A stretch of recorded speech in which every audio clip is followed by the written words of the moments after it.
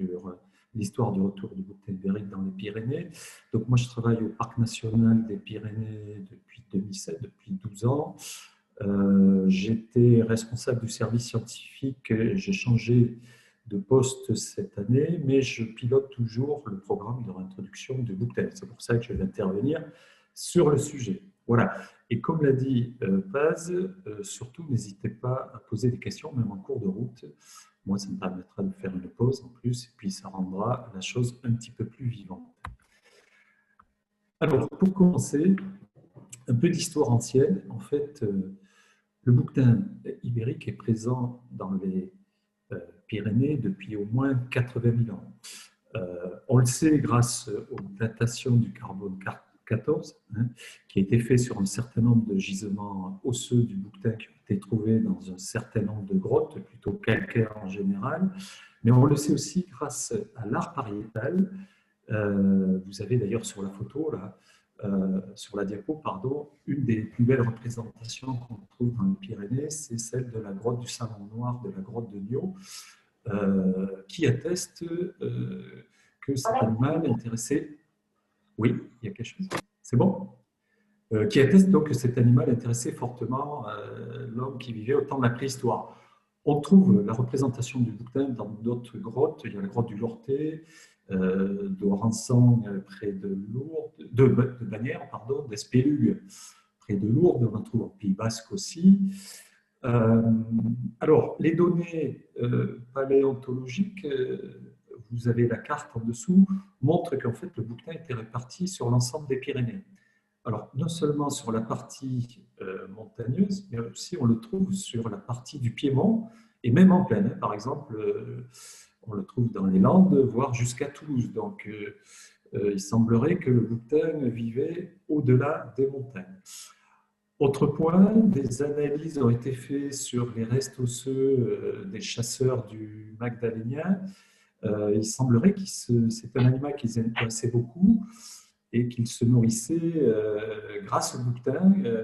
Il y a dans certaines grottes, notamment en Ariège, 90% des restes osseux qui sont des restes de bouquetin. Donc ça devait être une viande qu'il mangeait assez régulièrement. Ça s'explique sans doute parce que le bouquetin est un animal assez facile à approcher et à chasser.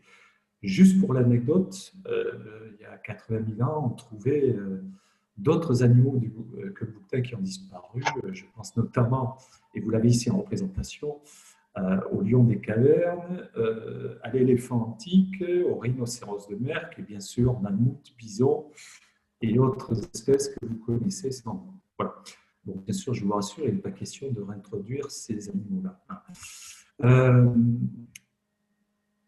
De l'histoire un petit peu plus récente, c'est Gaston Phébus, dans son grand livre de la chasse, qu'il a réalisé au cours du XIVe siècle et qui a fait référence pendant plusieurs siècles sur non seulement la description des animaux et de leur comportement, mais aussi des techniques de chasse. Voilà. Lui, il écrivait que le bouquetin était très abondant. On pouvait même voir des groupes de 100 bouquetins à la fois. Mais par contre, ce n'était pas son animal préféré en termes de chasse. C'est un grand chasseur. Il préférait chasser le renne et bien sûr l'ours, qui était un petit peu plus difficile à chasser que le bouquetin. Voilà. Après Gaston Phébus, pendant 4 siècles, on n'entend plus du tout parler de bouquetin. C'est qu'à partir du début du 19e que certains zoologues, des scientifiques français, suisses ou anglais, citent le bouquetin, mais avec une présence plutôt rare.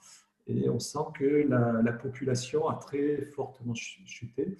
Et on explique ce point par le fait que, avec l'apparition des armes à longue portée, le bouquetin qui se croyait en sécurité sur ces belles falaises inaccessibles, il est devenu un gibier de choix et assez facile à chasser. Alors, côté français, le bouquetin a disparu en 1910 à Cauterets. Les 2 derniers bouquetins ont été chassés au lac de Gaume en 1910. Il a disparu avant dans le Luchonnet en 1870, en Vallée d'Aspe en 1892, et c'est en Espagne qu'il est resté beaucoup plus longtemps.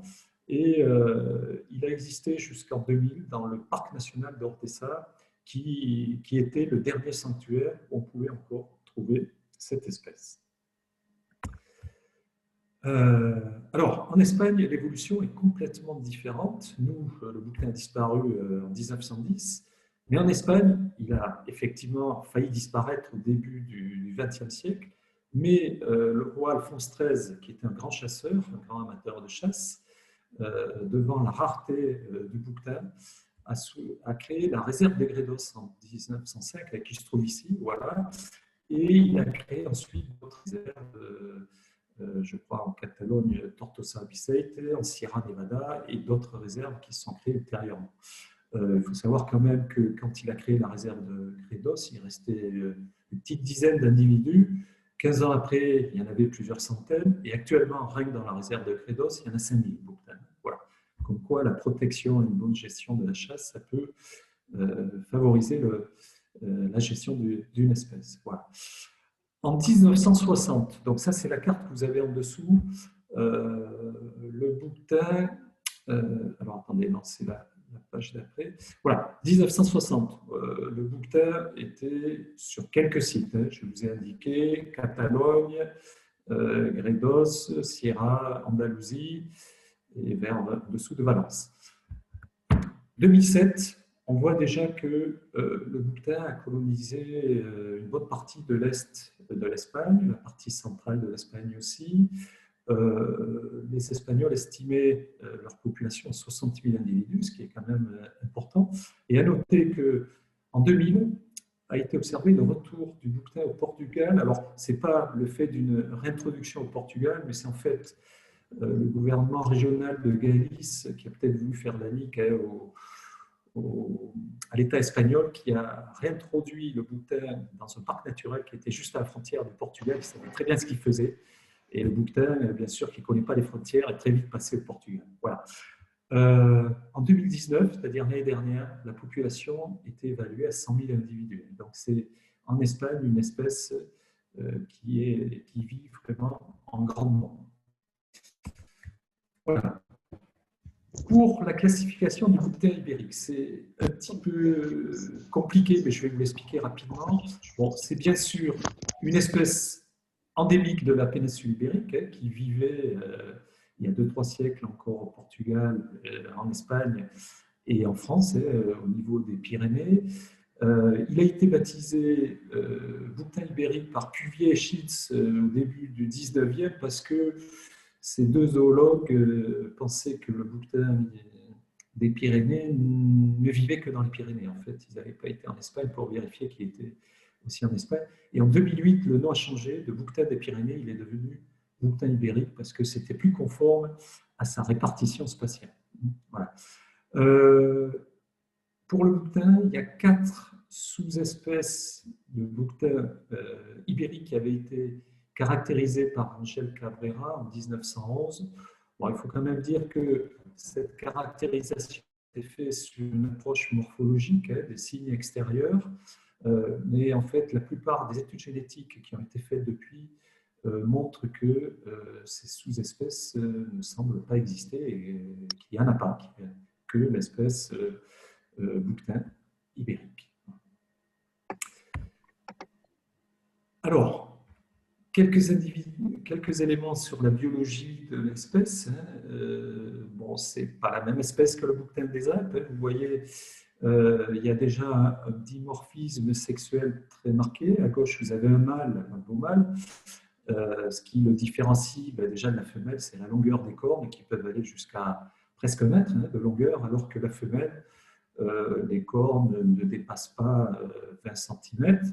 Voilà. Alors, au niveau des couleurs, on voit que il y a des tons qui vont du roux en passant par le gris et le beige clair chez la femelle. Chez le mâle, il faut noter que il y a des diversités de couleurs plus riches et qu'on peut avoir du gris foncé, voire du noir, notamment sur le front. On peut l'avoir sur l'échine aussi quand l'individu est plus âgé, et le devant des pattes. Et plus l'âge est avancé, plus cette couleur noire peut prendre de l'importance. Voilà. Au niveau du poids, ben, le mâle, il peut faire jusqu'à 80-100 kg. La femelle, en gros, c'est la moitié. Une des caractéristiques du bouquetin, il a des sabots qui sont extrêmement adhérents sur le rocher, ce qui fait que c'est un champion de l'escalade et il va très facilement en falaise. D'ailleurs, d'après certains, l'origine du mot bouquetin viendrait de l'allemand Buchstein, qui veut dire bouc du rocher, voilà, du fait de cette aptitude à aller dans les falaises et à vivre sur le rocher très facilement. Voilà, sur la biologie, il y a le volet reproduction. Donc, très rapidement, c'est une espèce qui a une maturité sexuelle qui peut émerger à partir de 2 ans. Dans les populations installées, cette reproduction est plutôt effective entre 4 et 13 ans, hein, avec une très forte variabilité individuelle. Mais dans les populations comme celle des Pyrénées, qui est en pleine croissance et en pleine émergence, on observe régulièrement des reproductions de femelles dès l'âge de 2 ans, comme quoi la nature est bien faite. Quand il y a du vide à remplir, la nature multiplie les possibilités de reproduction. La reproduction, elle se passe de novembre à janvier. Elle donne lieu à des joutes impressionnantes et assez spectaculaires des mâles. C'est ce que vous voyez à droite. On peut entendre d'ailleurs les cornes quand on assiste à ces joutes qui se frappent violemment. Bon, il faut quand même dire que, heureusement, ces joutes ne génèrent que très rarement des blessures. Par contre, celui qui gagne, c'est lui qui va se reproduire avec les femelles et les autres ne feront que regarder. Voilà, donc il y a quand même une culture de dominance très forte chez le bouquetin. La gestation dure 165 jours et les mises bas de fin avril à début juillet, c'est ce qu'on a constaté en tout cas, nous, dans les individus installés nouvellement dans les Pyrénées. Bon, l'allaitement, il est assez court, il dure de 2 à 4 mois. Ce forage se passe à l'automne, mais les petits peuvent continuer à téter de temps en temps. Alors, Eric, attends, parce qu'il y a Oui, des questions. oui, ok. Alors, parce que je n'avais pas vu, là, je viens de voir. Donc, il y en a une qui disait, je pensais qu'il ne s'agissait pas exactement de la même espèce génétiquement. La même espèce que quoi? Et j'imagine, c'est tout à l'heure quand tu parlais des différentes sous-espèces. Et peut-être c'était l'ibérique, peut-être avec celle qu'il y avait dans les Pyrénées. Alors, juste pour reclarifier peut-être les choses, il y a une espèce qui s'appelle le bouquetin ibérique. Et Cabrera, le zoologue espagnol, a considéré en 1911 que sur des approches, sur des observations morphologiques, à l'intérieur de cette espèce, elle se déclinait en 4 sous-espèces. Voilà. Mais ce que j'ai dit, c'est que les études génétiques, et notamment les plus récentes, montrent clairement qu'il n'y a pas de sous-espèce et qu'en fait, il y a une seule espèce qui ne se déclinerait pas en sous-espèce. Pour l'instant, la classification mondiale de cette espèce n'a pas été modifiée parce que bon, il y a quelques réticences à le faire pour certains intérêts synégétiques, hein, mais voilà, je ne sais pas si j'ai bien répondu, sinon la personne peut préciser la question si c'est nécessaire. Hein. D'accord. Mais du coup, alors, en fait, celui-là qui était dans les Pyrénées avant, c'était bien Oui. une sous-espèce ou pas?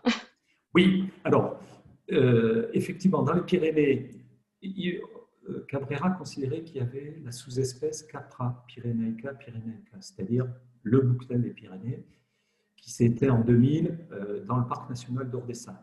Il considérait qu'il y avait Capra pyrénéica hispanica, qui était surtout présente dans l'est de l'Espagne, Capra pyrénéica victoriae, qui était une troisième sous-espèce du bouquetin ibérique, et la quatrième, qui est celle qui vivait au Portugal, d'où le nom Capra pyrénéica lusitanica, qui s'est éteinte en 1890. Voilà, si ça peut clarifier Ok. la chose.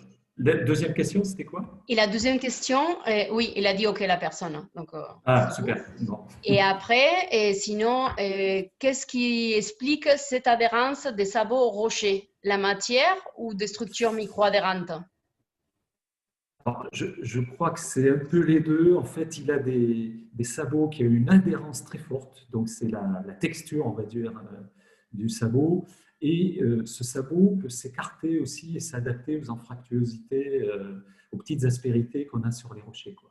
Ce qui fait qu'il a une adhérence très très forte sur le rocher. Et en plus, c'est un animal assez trapu qui est assez bien formaté d'un point de vue morphologique pour garder un équilibre important. Voilà. Vous voyez là, au milieu, hein, vous avez un individu, on est sur un barrage, je crois que c'est en Andalousie, vous voyez que il fait vraiment concurrence aux super alpinistes qui font de la grimpette, hein, quand même, parce qu'il n'y a pas beaucoup de prises là. Hein.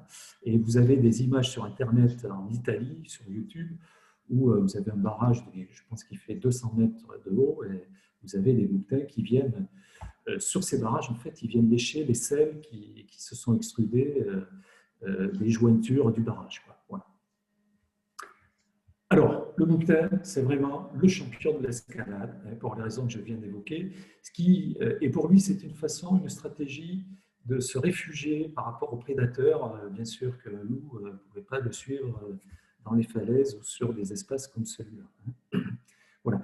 Un des rares prédateurs qu'il a, à part l'homme, hein, que je mets de côté, c'est l'aigle qui peut lui voler des petits abris quand ils sont tout jeunes, comme il le fait pour les arbres d'ailleurs. Voilà. L'habitat, donc, comme je l'ai dit, c'est le rocher qui est vraiment l'habitat privilégié. Bon, le bouquetin peut fréquenter d'autres espaces, d'autres habitats, plutôt des milieux ouverts. Hein. Il n'aime pas trop la forêt, même s'il peut y passer à l'occasion. L'altitude, ce n'est pas un problème. C'est vrai qu'on a une vision du bouquetin, d'ailleurs, comme de l'isard, qui est une espèce montagnarde. En fait, parce qu'il s'est réfugié à cause de la chasse et de certains d'éléments. Vous voyez la photo en bas à gauche, en Andalousie, à partir du moment où il y a du rocher, on le trouve au bord de la mer. Il n'y a pas un bouquetin de bord de mer, rien de la montagne, c'est la même espèce. Voilà. Alors, sur l'aspect comportemental, le bouquetin, c'est un animal qui est plutôt grégaire, hein, c'est-à-dire qu'il ne bouge pas trop, en fait, il est assez casanier. Il vit en groupe et plutôt les mâles d'un côté, les femelles de l'autre. On peut trouver des groupes de 30 à 40, voire 50 individus. Hein. En Espagne, c'est assez courant. Dans les Pyrénées, ça y est, sur Cotteret notamment, on commence à avoir des groupes de 20, 25, voire 30, ce qui montre que la population commence à devenir consistante, quoi. Voilà. Bien sûr que la séparation des sexes n'a pas lieu d'être au moment de la reproduction et que là, pendant 2-3 mois, de novembre à janvier, là, les sexes se mélangent pour se reproduire. Voilà.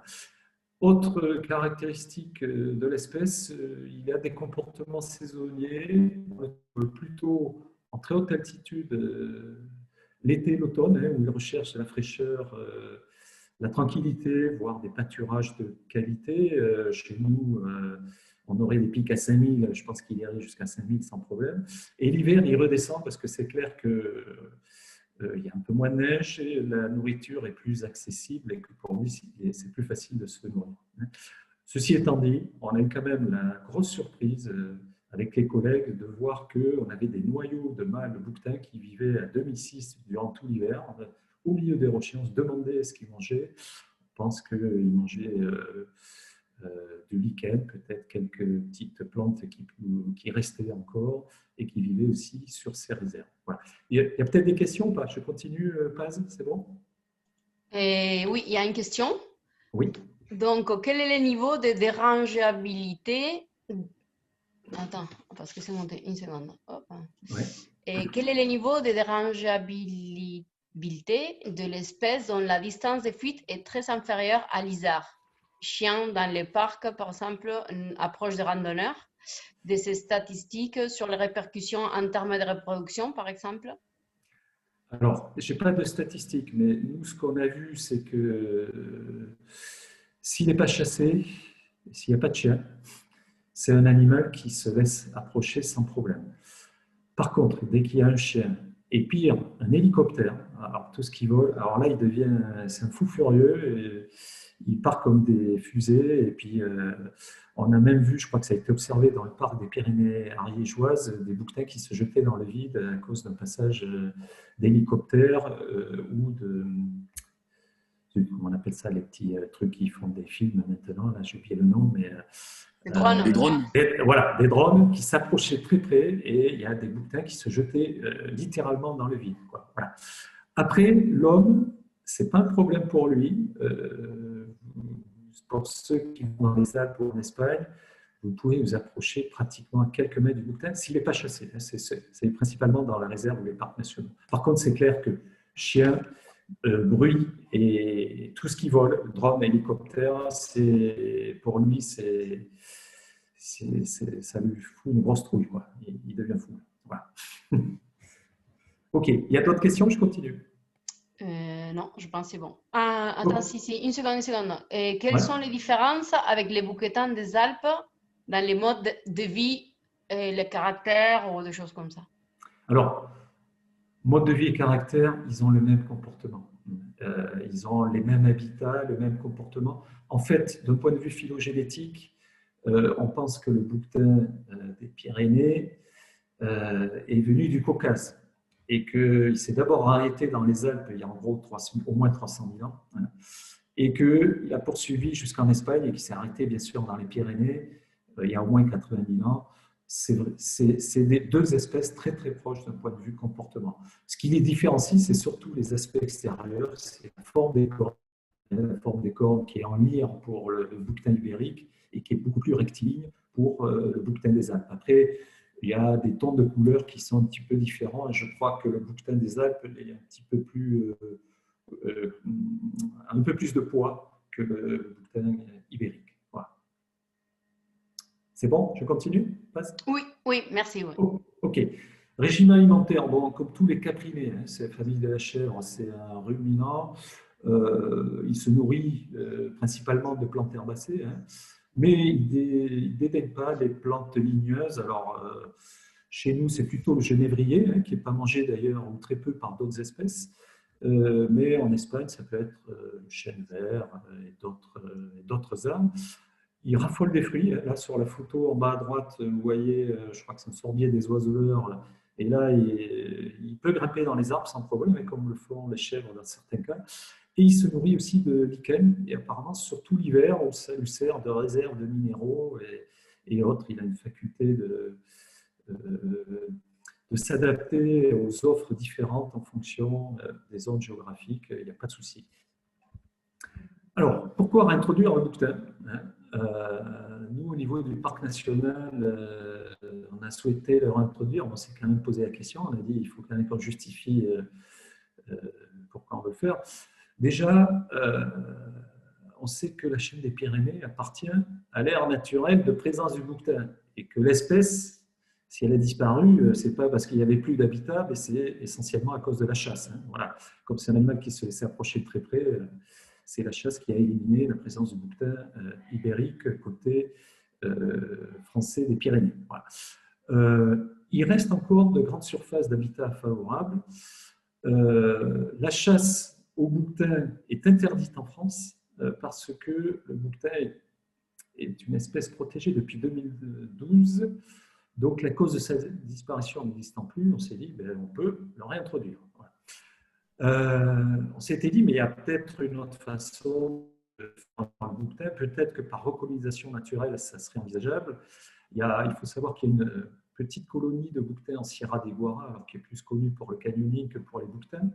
Mais le problème, c'est qu'on s'est dit qu'il faudrait beaucoup de temps parce qu'il n'y a pas de continuité d'habitat favorable aux bouquetins, donc ça peut poser problème pour qu'ils puissent arriver jusque dans les Pyrénées. Puis surtout, l'autre point, c'est que la colonie de Sierra de Guara a une diversité génétique très faible. Elle a été fondée sur une petite dizaine d'individus et surtout, elle s'est croisée avec des chèvres qui se sont ensauvagées. Il faut savoir que rien qu'en Sierra de Guara, il y a 1000 chèvres qui sont redevenues à l'état sauvage, c'est ce qu'on appelle des chèvres férales. Donc, c'était la très mauvaise solution, sans parler qu'on risquait d'attendre encore quelques dizaines d'années avant qu'ils puissent venir, ce qui n'était pas gagné. Voilà. On sait aussi que si on veut faire ça, un autre argument, c'est que le bouquetin, c'était quand même une espèce emblématique des Pyrénées, comme le bouquetin des Alpes est une espèce emblématique des Alpes, et que le remettre dans les Pyrénées, c'était une façon d'améliorer la diversité de la grande faune sauvage emblématique des Pyrénées. Voilà. On sait aussi que c'est une espèce qui peut conforter l'existence d'autres espèces à faible statut de conservation, et notamment le gypaète barbu, qui est une espèce qui a un statut de conservation assez critique. Voilà. Il faut savoir que le gypaète barbu se nourrit d'os, et que bien sûr, s'il y a une colonie de bouquetins ibériques en plus de tous les autres ongulés, ça lui fera une ressource alimentaire supplémentaire. Et il y a la littérature scientifique montre clairement que les populations de gypaètes sont plus solides là où il y a de présence de bouquetins, voilà, notamment dans les Alpes, mais aussi en Espagne. Voilà. Et puis, si on le fait aussi, c'est pour une question de beauté de l'espèce, cette espèce très majestueuse, facile à observer, qui ne pose pas de problème d'interaction avec les activités humaines. On a une autre espèce telle que l'ours qui en pose un peu plus. Voilà, celle-là, elle n'en pose pas. Justement, il y a une question par rapport à ça. Oui.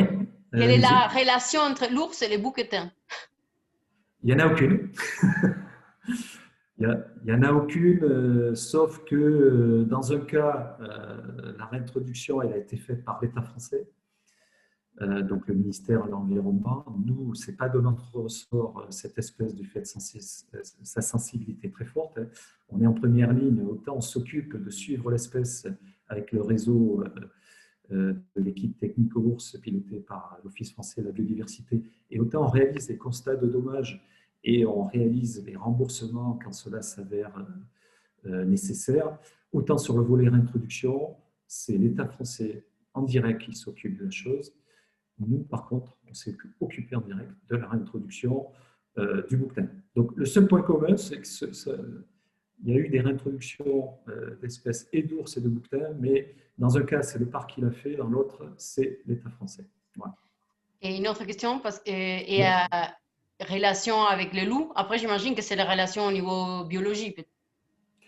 Oui, le loup peut être un prédateur du bouquetin quand il revient, dans les endroits où le bouquetin ne va pas trouver de falaise pour se réfugier. Mais s'il y a des falaises, le loup ne pose vraiment pas de problème, comme il peut en poser par exemple pour l'isard ou le mouflon. Le mouflon, alors lui, on sait que c'est l'espèce qui déguste le plus, l'espèce sauvage, quand le loup arrive sur un secteur. C'est ce qui s'est passé dans le parc national du Morne-Contour, par exemple, où le parc s'est aperçu qu'il y avait une chute drastique de la population de mouflons. Il ne comprenait pas pourquoi. Il a vite compris quand il s'est aperçu que l'ours était présent. Pour le bouquetin, l'arrivée du loup ne générera pas d'impact notable. Voilà. C'est bon, j'y vais ou il y a d'autres questions? Ok, merci, oui, c'est bon. Voilà. Bon, je passe à la suite. Alors, quelques dates assez rapidement, parce que c'est quand même une longue histoire. Hein. On a attendu longtemps avant de pouvoir faire la réintroduction du bouquetin. Et je tiens à saluer par l'occasion Jean-Paul Cramp, qui est un ancien collègue du parc, et c'est lui qui a initié le projet en 89, mais je vais en parler tout à l'heure. Voilà, donc le parc, dès sa création, il aurait bien aimé, il a émis l'idée de réintroduire le bouquetin. Hein. D'ailleurs, j'en veux pour preuve, la première réunion du conseil scientifique du parc national des Pyrénées en juillet 68 a mis le principe d'une réintroduction du bouquetin. Il y a eu quelques tentatives de la direction du parc national dans les années 70 auprès des autorités espagnoles pour disposer de bouquetins ibériques. Mais les Espagnols ont répondu très poliment que ce n'était pas possible. Il faut savoir qu'il y a quand même un arrêté royal du roi d'Espagne qui interdit toute exportation de bouquetins en dehors du territoire espagnol. Voilà.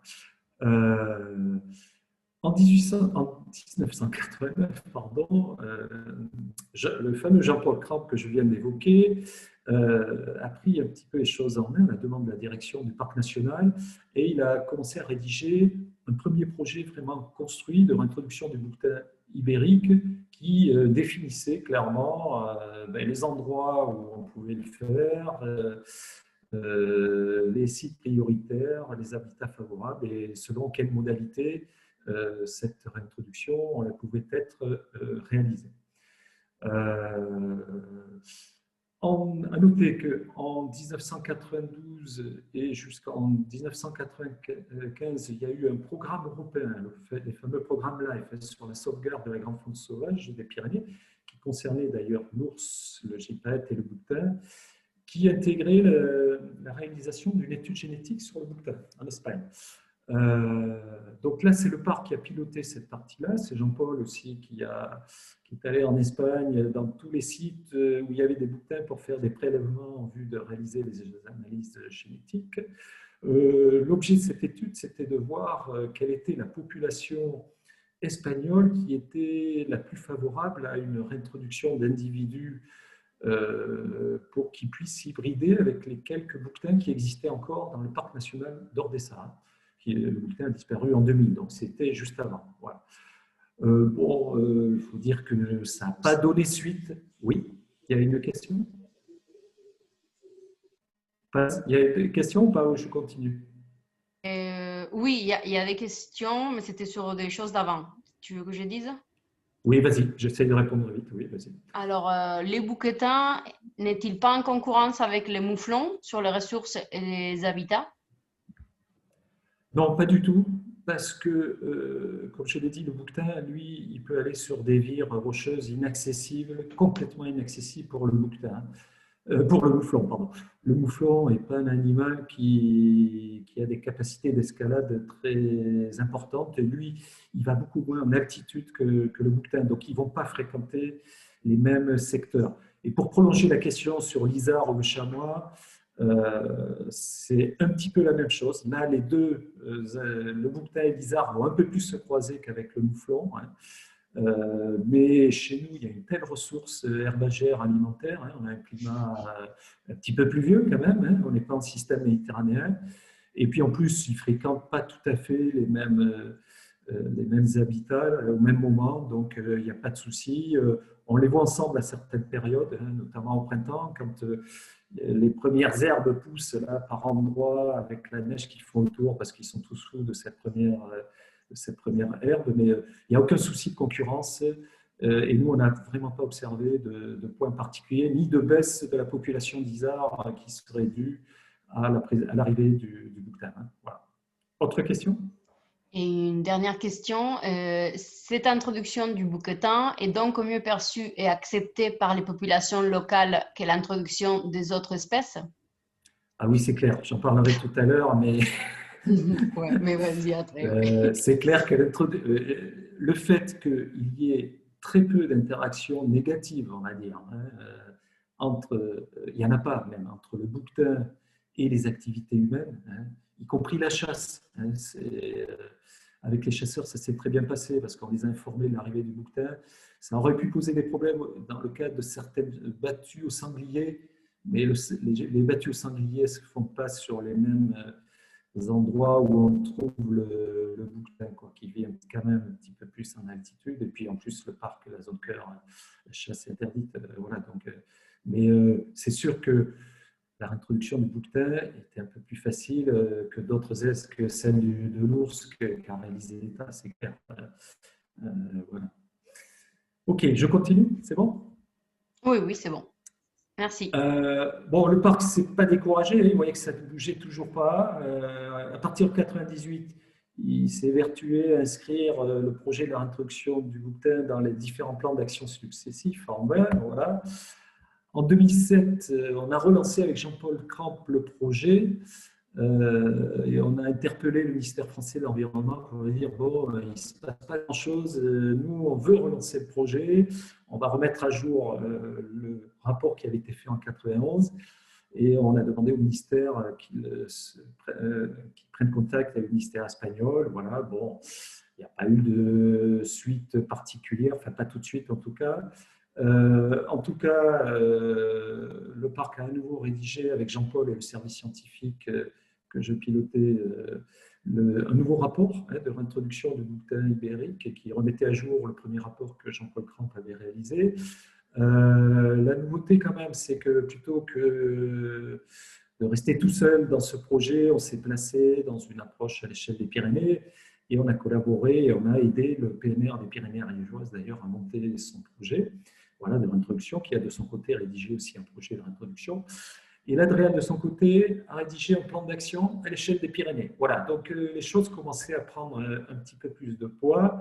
Bon, je passe sur les autres étapes qui sont assez longues, mais quand même une date importante, c'est 25 avril 2014, Là, suite à des échanges qui se sont passés d'un groupe transfrontalier où le parc national a participé avec le ministère français, espagnol et la DREAL Midi-Pyrénées et le PNR des Pyrénées-Ariégeoises, il y a eu la signature d'une déclaration d'intention signée par les ministres en charge de l'environnement espagnol, andorran et français qui évoquait clairement la nécessité de réintroduire des espèces menacées. Le bouquetin et la gélinote des bois étaient clairement cités. Voilà, c'est vraiment la chose qui a ouvert la possibilité de réaliser le projet. Voilà, je peux vous dire qu'on était super contents avec Jean-Paul et les autres collègues quand on a vu ce document signé. On savait que c'était bien parti. Alors quand même, avant de faire la suite, pourquoi on a attendu près de 50 ans avant de pouvoir faire ce projet? Bon, il faut savoir que les réticences espagnoles, elles étaient légitimes. En fait, il faut savoir que la chasse en Espagne permet aux petites communes rurales d'avoir des revenus importants. Savoir que le bouquetin, il faut payer un minimum de 2 000 €, ça peut aller jusqu'à 10 000 €, voire 30 000 pour les plus beaux trophées, pour pouvoir l'abattre. Voilà. Et il faut rajouter presque pas. Oui, il y a une question ou pas? Il faudrait arrêter. Je pense que c'est un micro qui est ouvert. Ok, je continue ou pas? Ou il y a une question? Mais par contre, il y a une question. Ah ouais, mais vas-y, allez. Alors, bon, déjà, merci de nous proposer cette conférence. Y a-t-il des risques sanitaires pour les animaux d'élevage présents sur les massifs, comme l'ont mentionné parfois certains éleveurs? Alors, c'est une question tout à fait légitime. Si vous permettrez, j'y répondrai après, parce que j'ai prévu trois diapos sur le sujet, parce que c'est un sujet très important et auquel on a attaché une grande importance. Voilà. Okay. Donc, ça va très vite venir, hein, je rassure la personne. Oui, donc, les réticences espagnoles venaient essentiellement du fait que, en donnant des bouquetins à la France, ils avaient peur que ça modifie le marché, ça diminue le revenu financier qu'ils avaient en Espagne. Pour vous donner une idée, c'est ce que j'ai mis là, il y a une commune de réserve de Gredos, hein, dont la chasse au bouquetin rapporte près de 300 000 € par an. Vous imaginez que c'est des revenus pour des zones rurales pas très riches, très importants, et que c'est important pour eux. Et c'est ce qui expliquait la grande réticence des Espagnols à nous fournir des animaux. Bon, il y avait quelques réticences, mais de moins importantes, provenant de quelques scientifiques espagnols, mais ce n'était pas la majorité, je tiens à le souligner, parce qu'ils estimaient qu'on allait réintroduire la sous-espèce qui n'était pas la Capra pyrénéica, mais celle qui venait de Gredos, quoi. Voilà. Un autre élément qui était sans doute du non-dit, c'est que cette espèce est très prestigieuse pour les chasseurs espagnols, qu'ils ont su préserver, hein, je tiens à le souligner. Autant nous, elle a disparu, autant les Espagnols ont su préserver cette espèce, mais ils avaient peut-être envie de la garder pour eux, quoi. Voilà. Ils n'avaient pas voulu la donner aussi aux Portugais. Pourtant, le dictateur portugais, dont j'ai oublié le nom, Salazar, je ne sais plus comment, il demandait à Franco s'il ne pouvait pas lui filer quelques bouquetins. Même Franco a dit non, hein, pourtant ils étaient très proches. Voilà. Il y a un autre élément qui fait qu'on a attendu pas mal, c'est qu'il y avait encore des bouquetins présents dans le parc national d'Ordesa, et il y a eu des tentatives de clonage de 2001 à 2009, qui a permis d'ailleurs de faire naître un bouquetin des Pyrénées issu de clonage, mais malheureusement, le petit cabri a vécu que quelques malheureuses minutes, et le projet, en plus assez coûteux, a été abandonné très vite après 2009. Voilà. Alors, à partir de 2007, quand même, on a mis en place, on a essayé de se donner une stratégie pour tenter de convaincre les autorités espagnoles. Donc là, on avait clairement demandé très rapidement au ministère français de classer le bouquetin. On a dû demander ça, je pense, en 2010, en espèce protégée, pour rassurer les Espagnols et donner des gages sur le fait qu'on n'allait pas chasser le bouquetin. Alors, c'était assez cocasse parce que, en fait, on a demandé au ministère français de classer une espèce qui n'existait plus en France, mais c'était stratégique pour rassurer les Espagnols, et le ministère l'a fait assez rapidement. Il a classé le bouquetin ibérique sur la liste des mammifères protégés protégée le 15 septembre 2012. C'est sans doute l'élément majeur qui a déclenché la suite favorable et le changement de posture des Espagnols. Bon, comme je l'ai déjà dit, on s'est inscrit aussi dans une démarche à l'échelle des Pyrénées, parce qu'en fait, l'objectif, ce n'était pas que le bouquetin soit introduit sur le seul parc national des Pyrénées, mais c'est qu'à terme, il soit présent dans la majorité du massif des Pyrénées du côté français et espagnol. Voilà.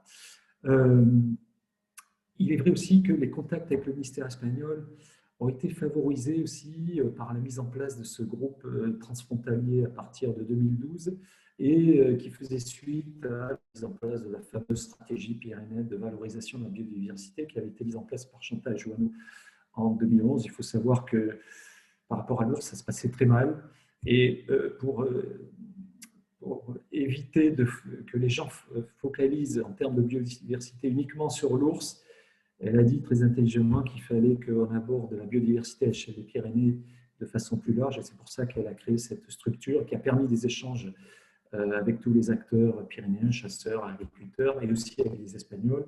Et c'est clair que ces échanges ont mis en confiance les Espagnols sur la suite du projet, et je dois dire ici que le ministère espagnol a été déterminant dans la réussite du projet. C'est lui qui nous a soutenus fortement. Il a même été, j'estime, très courageux parce que il avait de très nombreux opposants en Espagne, y compris des gens très proches du roi Juan Carlos qui était chasseur, de la noblesse espagnole. Et je pense qu'il y a des gens au ministère espagnol qui ont été très courageux pour soutenir ce projet. Voilà. Projet de réintroduction, très rapidement. Attends, il y avait une question. Ouais. Excuse-moi. Ils disent, en fait, l'avenir pour les bouquetins en France sera-t-il au final le même qu'en Espagne s'il y en a beaucoup de bouquetins, c'est-à-dire des dérogations pour avoir le droit de les chasser? Alors, c'est une question qu'on a déjà eue. Alors, quand on a travaillé avec l'Ariège, les chasseurs ariégeois et leur président notamment, ont dit on est OK pour le projet, mais il y a un préalable, c'est qu'il faut qu'on puisse chasser cette espèce. On leur a répondu que si on faisait ça, on n'aurait jamais de bouquetin des Espagnols pour les raisons que je viens d'évoquer. Moi, j'estime que personnellement, cette question ne se pose pas actuellement parce qu'il faut d'abord que la population arrive à maturité avant de parler de cette éventuelle question. Deuxième point, on a pris des engagements, quand même, le ministère français, avec le ministère espagnol pour dire qu'on n'allait pas chasser le bouquetin. Donc pour moi, il faut faire comme dans les Alpes pour le bouquetin des Alpes, qui est protégé depuis le début des années 60. Il faut qu'il reste une espèce protégée. Ce n'est pas comme le sanglier ou le cerf, une espèce qui a besoin d'être, qui peut être régulée par la chasse parce qu'elle génère des dégâts. Elle ne génère pas de dégâts. Elle n'a pas besoin de la chasse pour être régulée. Je pense qu'il faut laisser vivre cette espèce sans la chasse. Voilà, c'est mon point de vue. J'espère que dans la durée, on maintiendra cette protection de cette espèce. Et ce n'est pas moi qui maîtrise la chose. Et voilà. Mais si on faisait ça, je pense que ça serait trahir la parole qu'on a donnée aux Espagnols et je pense qu'il ne faut pas le faire, aussi pour cette raison. Voilà. Il y a une autre question, Paz? C'est bon? Ok, merci, c'est bon. Voilà, bon, je passe. Au niveau horaire, ça va? Combien il me reste là? Au niveau du temps? Oui, c'est bon. Il est 9h moins 10, donc je ne sais pas, tu es à la moitié, tu es à la fin, tu es vers où? Je pense que je suis à la moitié. Voilà. Bon. Allez, je vais aller un peu plus vite. Bon, mais il y a des questions, c'est bien. Après, c'est bien, c'est l'échange. Après. Ouais, ce qui est important. N'hésitez pas à poser des questions. Moi, en plus, ça me pose un peu. Et ça évite que vous endormiez, en plus, je pense. Voilà. Alors, on a très rapidement, pour remettre à jour le dossier, on a travaillé là, avec Jean-Paul en utilisant les systèmes d'information géographique. On a d'abord voulu mettre à jour la carte des habitats favorables au bouquetin. Bon, là, on a fait quelque chose de très simple. On a pris tout ce qui était zones rocheuses, tiré d'images satellites, et d'une carte des paysages qu'on avait. Et on a croisé ces zones rocheuses avec les zones favorables d'un point de vue de l'exposition. C'est que le bouquetin, les zones ensoleillées, donc plutôt exposées au sud, voilà, des pentes assez importantes, là où il y a peu de végétation. Donc, en croisant les deux, les zones rocheuses et ça, eh bien, on a pu définir très rapidement et en automatique les habitats favorables. Et on a essayé de distinguer en plus les zones d'hivernage qui sont des zones très importantes pour la survie de l'espèce pendant l'hiver, qui est une espèce qui peut être un peu difficile en termes de ressources alimentaires. Donc c'est important, il est important de distinguer ces zones qui ont été distinguées, surtout en les identifiant avec des pentes beaucoup plus importantes et donc des secteurs très rapidement déneigés qui vont découvrir la végétation présente dessous. Voilà, vous avez dessous tout ce qui est en rouge, ce sont les zones favorables. Donc vous voyez qu'au parc national, toutes les montagnes, toutes les crêtes sont favorables, qu'il n'y a pas de problème de continuité écologique et qu'on pouvait vraiment réintroduire l'espèce. Voilà. C'était fait en fait cet exercice pour prioriser les zones et les secteurs où on allait pouvoir faire des lâchers. Pour une petite histoire, on a identifié avec Jean-Paul 5 grandes unités spatiales cohérentes d'un point de vue domaine vital, continuité des habitats et des crêtes. Je crois que j'ai une diapo qui a dû sauter, c'est pas grave. Et ensuite, on a défini les sites prioritaires à l'intérieur de chacune des zones. Alors, juste pour l'information, c'est peut-être plutôt pour les locaux. Ce qui ressortait en premier, et la zone la plus favorable, c'était le secteur de Cotteret, parce que c'était la zone où il y avait le plus de surface en zone cœur qui générait une tranquillité de l'espèce, pas de pratique de chasse et autres, qui était un facteur le plus favorable à la tranquillité de la population pour son émergence. Voilà. Après, c'était le secteur du Néouvienne et de Luz. Voilà. Ensuite, de mémoire, ça doit être vers le col du Soulor, Val d'Azun. Ensuite, la vallée d'Ossau et un petit peu Aspe. Et ensuite, l'extrémité ouest de la vallée d'Aspe et le pic d'Agny. Voilà. Les deux sites prioritaires qui ressortaient, c'était Cotteret qui ressortait en premier. Alors, ce n'est pas parce que Jean-Paul est de Cotteret qui était très passionné par le sujet, mais c'était vraiment, vous voyez ici, on a des zones d'hivernage qui sont extrêmement favorables, exposées plein sud. On a un accès routier au pont d'Espagne qui arrive juste en bas, c'était hyper pratique pour faire les lâchers. C'était un site qui avait tous les clignotants en vert pour faire un lâcher. Le deuxième site pressenti, et là on est sur l'autre unité qui est proche de Gavarnie et de Luz, c'est sur le site de Gèdre. Là aussi, c'est un secteur qui était très favorable. Stratégiquement, d'un point de vue temporel, on prévoyait une première phase opérationnelle où on essayait de créer 2 noyaux de population viables et capables de se développer dans les 7 ans premières cette année et les 10 ans qui suivaient, on espérait pouvoir créer un 3e noyau, alors cette fois-ci plutôt dans les Pyrénées-Atlantiques, qui est la partie ouest du parc. On verra au bilan qu'on est allé beaucoup plus vite et finalement, malgré les difficultés que j'évoquerai tout à l'heure, ça s'est plutôt bien passé. Voilà. Bon, là, je vais passer très vite. On a défini les modalités pratiques, techniques et financières en sur 9 ans. Hein, on a essayé de faire les choses bien pour définir ce qu'il fallait prévoir et bien sûr le volet financier, le choix des populations, le nombre d'individus, à quelle période il fallait faire cela, les modalités de capture, les précautions sanitaires. Alors, je vais y venir. Hein. Je rassure la personne qui a posé la question. Il fallait aussi mettre en place un suivi et la surveillance des individus. On ne peut pas faire une introduction sans faire un suivi qui permet de mesurer la réussite ou pas du projet. Hein. Il faut qu'on suive et qu'on fasse de l'évaluation. Bien sûr, toutes les actions de communication et de concertation, la programmation de tout ça. On a bien sûr mis en place une concertation très importante au démarrage du projet avec les acteurs locaux, élus, propriétaires, agriculteurs, chasseurs, forestiers, vétérinaires.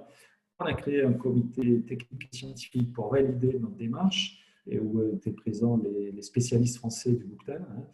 Et on a créé aussi un petit comité de pilotage local en 2012 où étaient présents les acteurs locaux, en tout cas pour la Vigor, pour qu'ils puissent suivre de près le projet. Voilà. Pourquoi ? Oui, pour le choix des populations, en fait, on n'a pas eu trop le choix.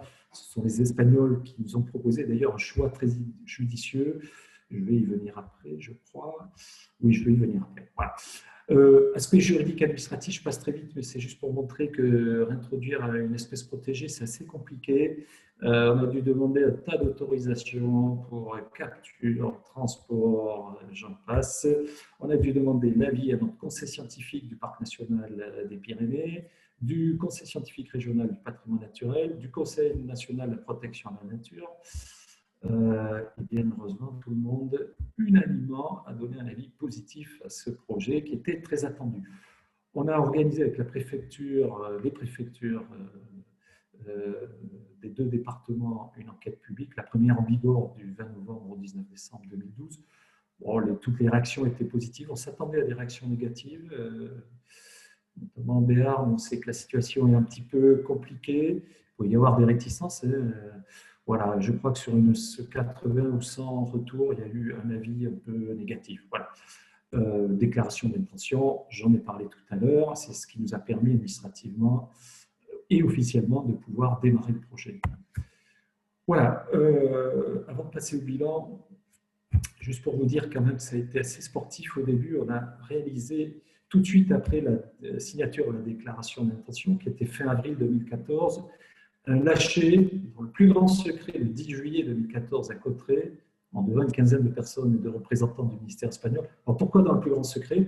On ne voulait pas se cacher et faire ça en catimini, hein, ce n'est pas comme pour l'ours, mais on avait très peur. C'était les 2 ministères qui nous avaient demandé de faire ça pour faire un test technique et surtout, les 2 ministères avaient peur que les nombreux opposants en Espagne au projet arrêtent le camion qui amènerait les bouquins, pardon, avant de passer la frontière. Bien heureusement, ça ne s'est pas passé comme ça.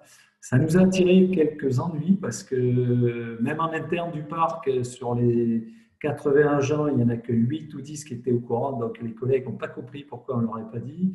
Puis on a des partenaires, un tas de partenaires qui n'ont pas compris non plus. On leur a dit, écoutez, c'est des instructions du ministère, on ne pouvait pas vous le dire, on aurait bien aimé, et on le regrette notamment auprès du parc national d'Ordesa avec qui on est jumelé.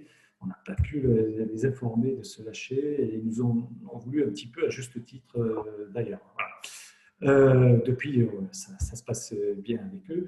Et par contre, ce qui a été assez paradoxal, c'est que 9 jours après, le coup étant parti, eh bien, on a fait un lâcher en présence de la ministre en charge de l'environnement qui était Ségolène Royal, devant 3000 spectateurs. Voilà, on est passé d'un extrême à l'autre. Et bien sûr qu'après, on a plutôt cherché à faire des lâchers en public. Voilà. On a d'abord, les 2 premières années, 2014-2015, réalisé les lâchers sur le secteur de Cotteret, que vous avez ici, Pont d'Espagne. On a lâché en 2 ans 63 individus. Les 2 années suivantes, 2016-2017, on a lâché 46 individus sur Gèdre. Et 2018, ben c'est bizarre, on n'a rien lâché, mais je vais vous expliquer pourquoi. C'est qu'il y a eu un petit lâcher de 2 ours sur le secteur où on voulait lâcher les bouquetins. Et ça a mis un peu d'ambiance, hein, comme vous le savez, et clairement, le préfet des Pyrénées-Atlantiques nous a dit vous reportez votre réintroduction, on a déjà un souci à gérer, on ne va pas rajouter la complexité, ce qui se comprenait tout à fait. Ce qui fait que 2018, on n'a pas pu faire de lâcher comme on l'avait prévu sur un pouce en Vallée d'Aspe, mais on a décalé ça en 2019 et 2020. Voilà. Au total, quand même, on a lâché près de 141 bouquins lors de 19 lâchers. Je peux vous dire que ça a été une sacrée organisation. Ces bouquetins, d'où est-ce qu'ils viennent? Vous avez Madrid ici, ils viennent de la Sierra de Guadarrama, qui est juste à côté de la Sierra de Gredos. En fait, c'est la sous-espèce, enfin, soi-disant sous-espèce Victoriae, que j'ai évoquée tout à l'heure. Sierra de Guadarrama, qui est un parc national maintenant, et ces individus sont même issus d'un lâcher des animaux de Gredos. Voilà. Vu la distance, je vous donne une idée du transport en camion ou en camionnette. Il faut 10 heures pour arriver chez nous, quoi. Voilà. Le choix des Espagnols était très judicieux de proposer ce site parce qu'on est en Sierra de Guadarrama, sur une Sierra qui a des pics à demi-sec, ça veut dire qu'en hiver, on a de la neige. L'été, il fait un peu plus chaud chez nous, par contre, c'est clair.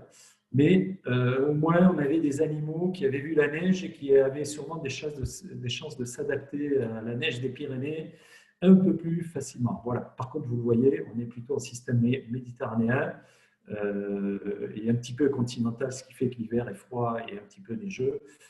Mais c'était un très, très bon choix. Voilà. Alors, comment se passe d'abord la capture? Voilà. Les Espagnols sont très bons là-dessus, ils ont l'habitude de le faire. Ils ont des cages fixes installées dans la nature. Ils mettent de la nourriture. Hein. Vous avez ici, je crois que c'est des granules à lapin, un truc de ce genre, avec du foin dedans, et des pyracènes qui attirent très fortement les bouquetins.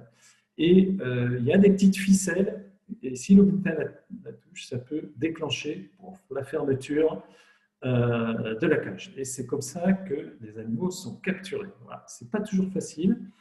C'est très facile pour les mâles, mais alors les femelles, je ne sais pas si elles sont plus intelligentes ou plus méfiantes, mais c'est beaucoup plus difficile. Voilà.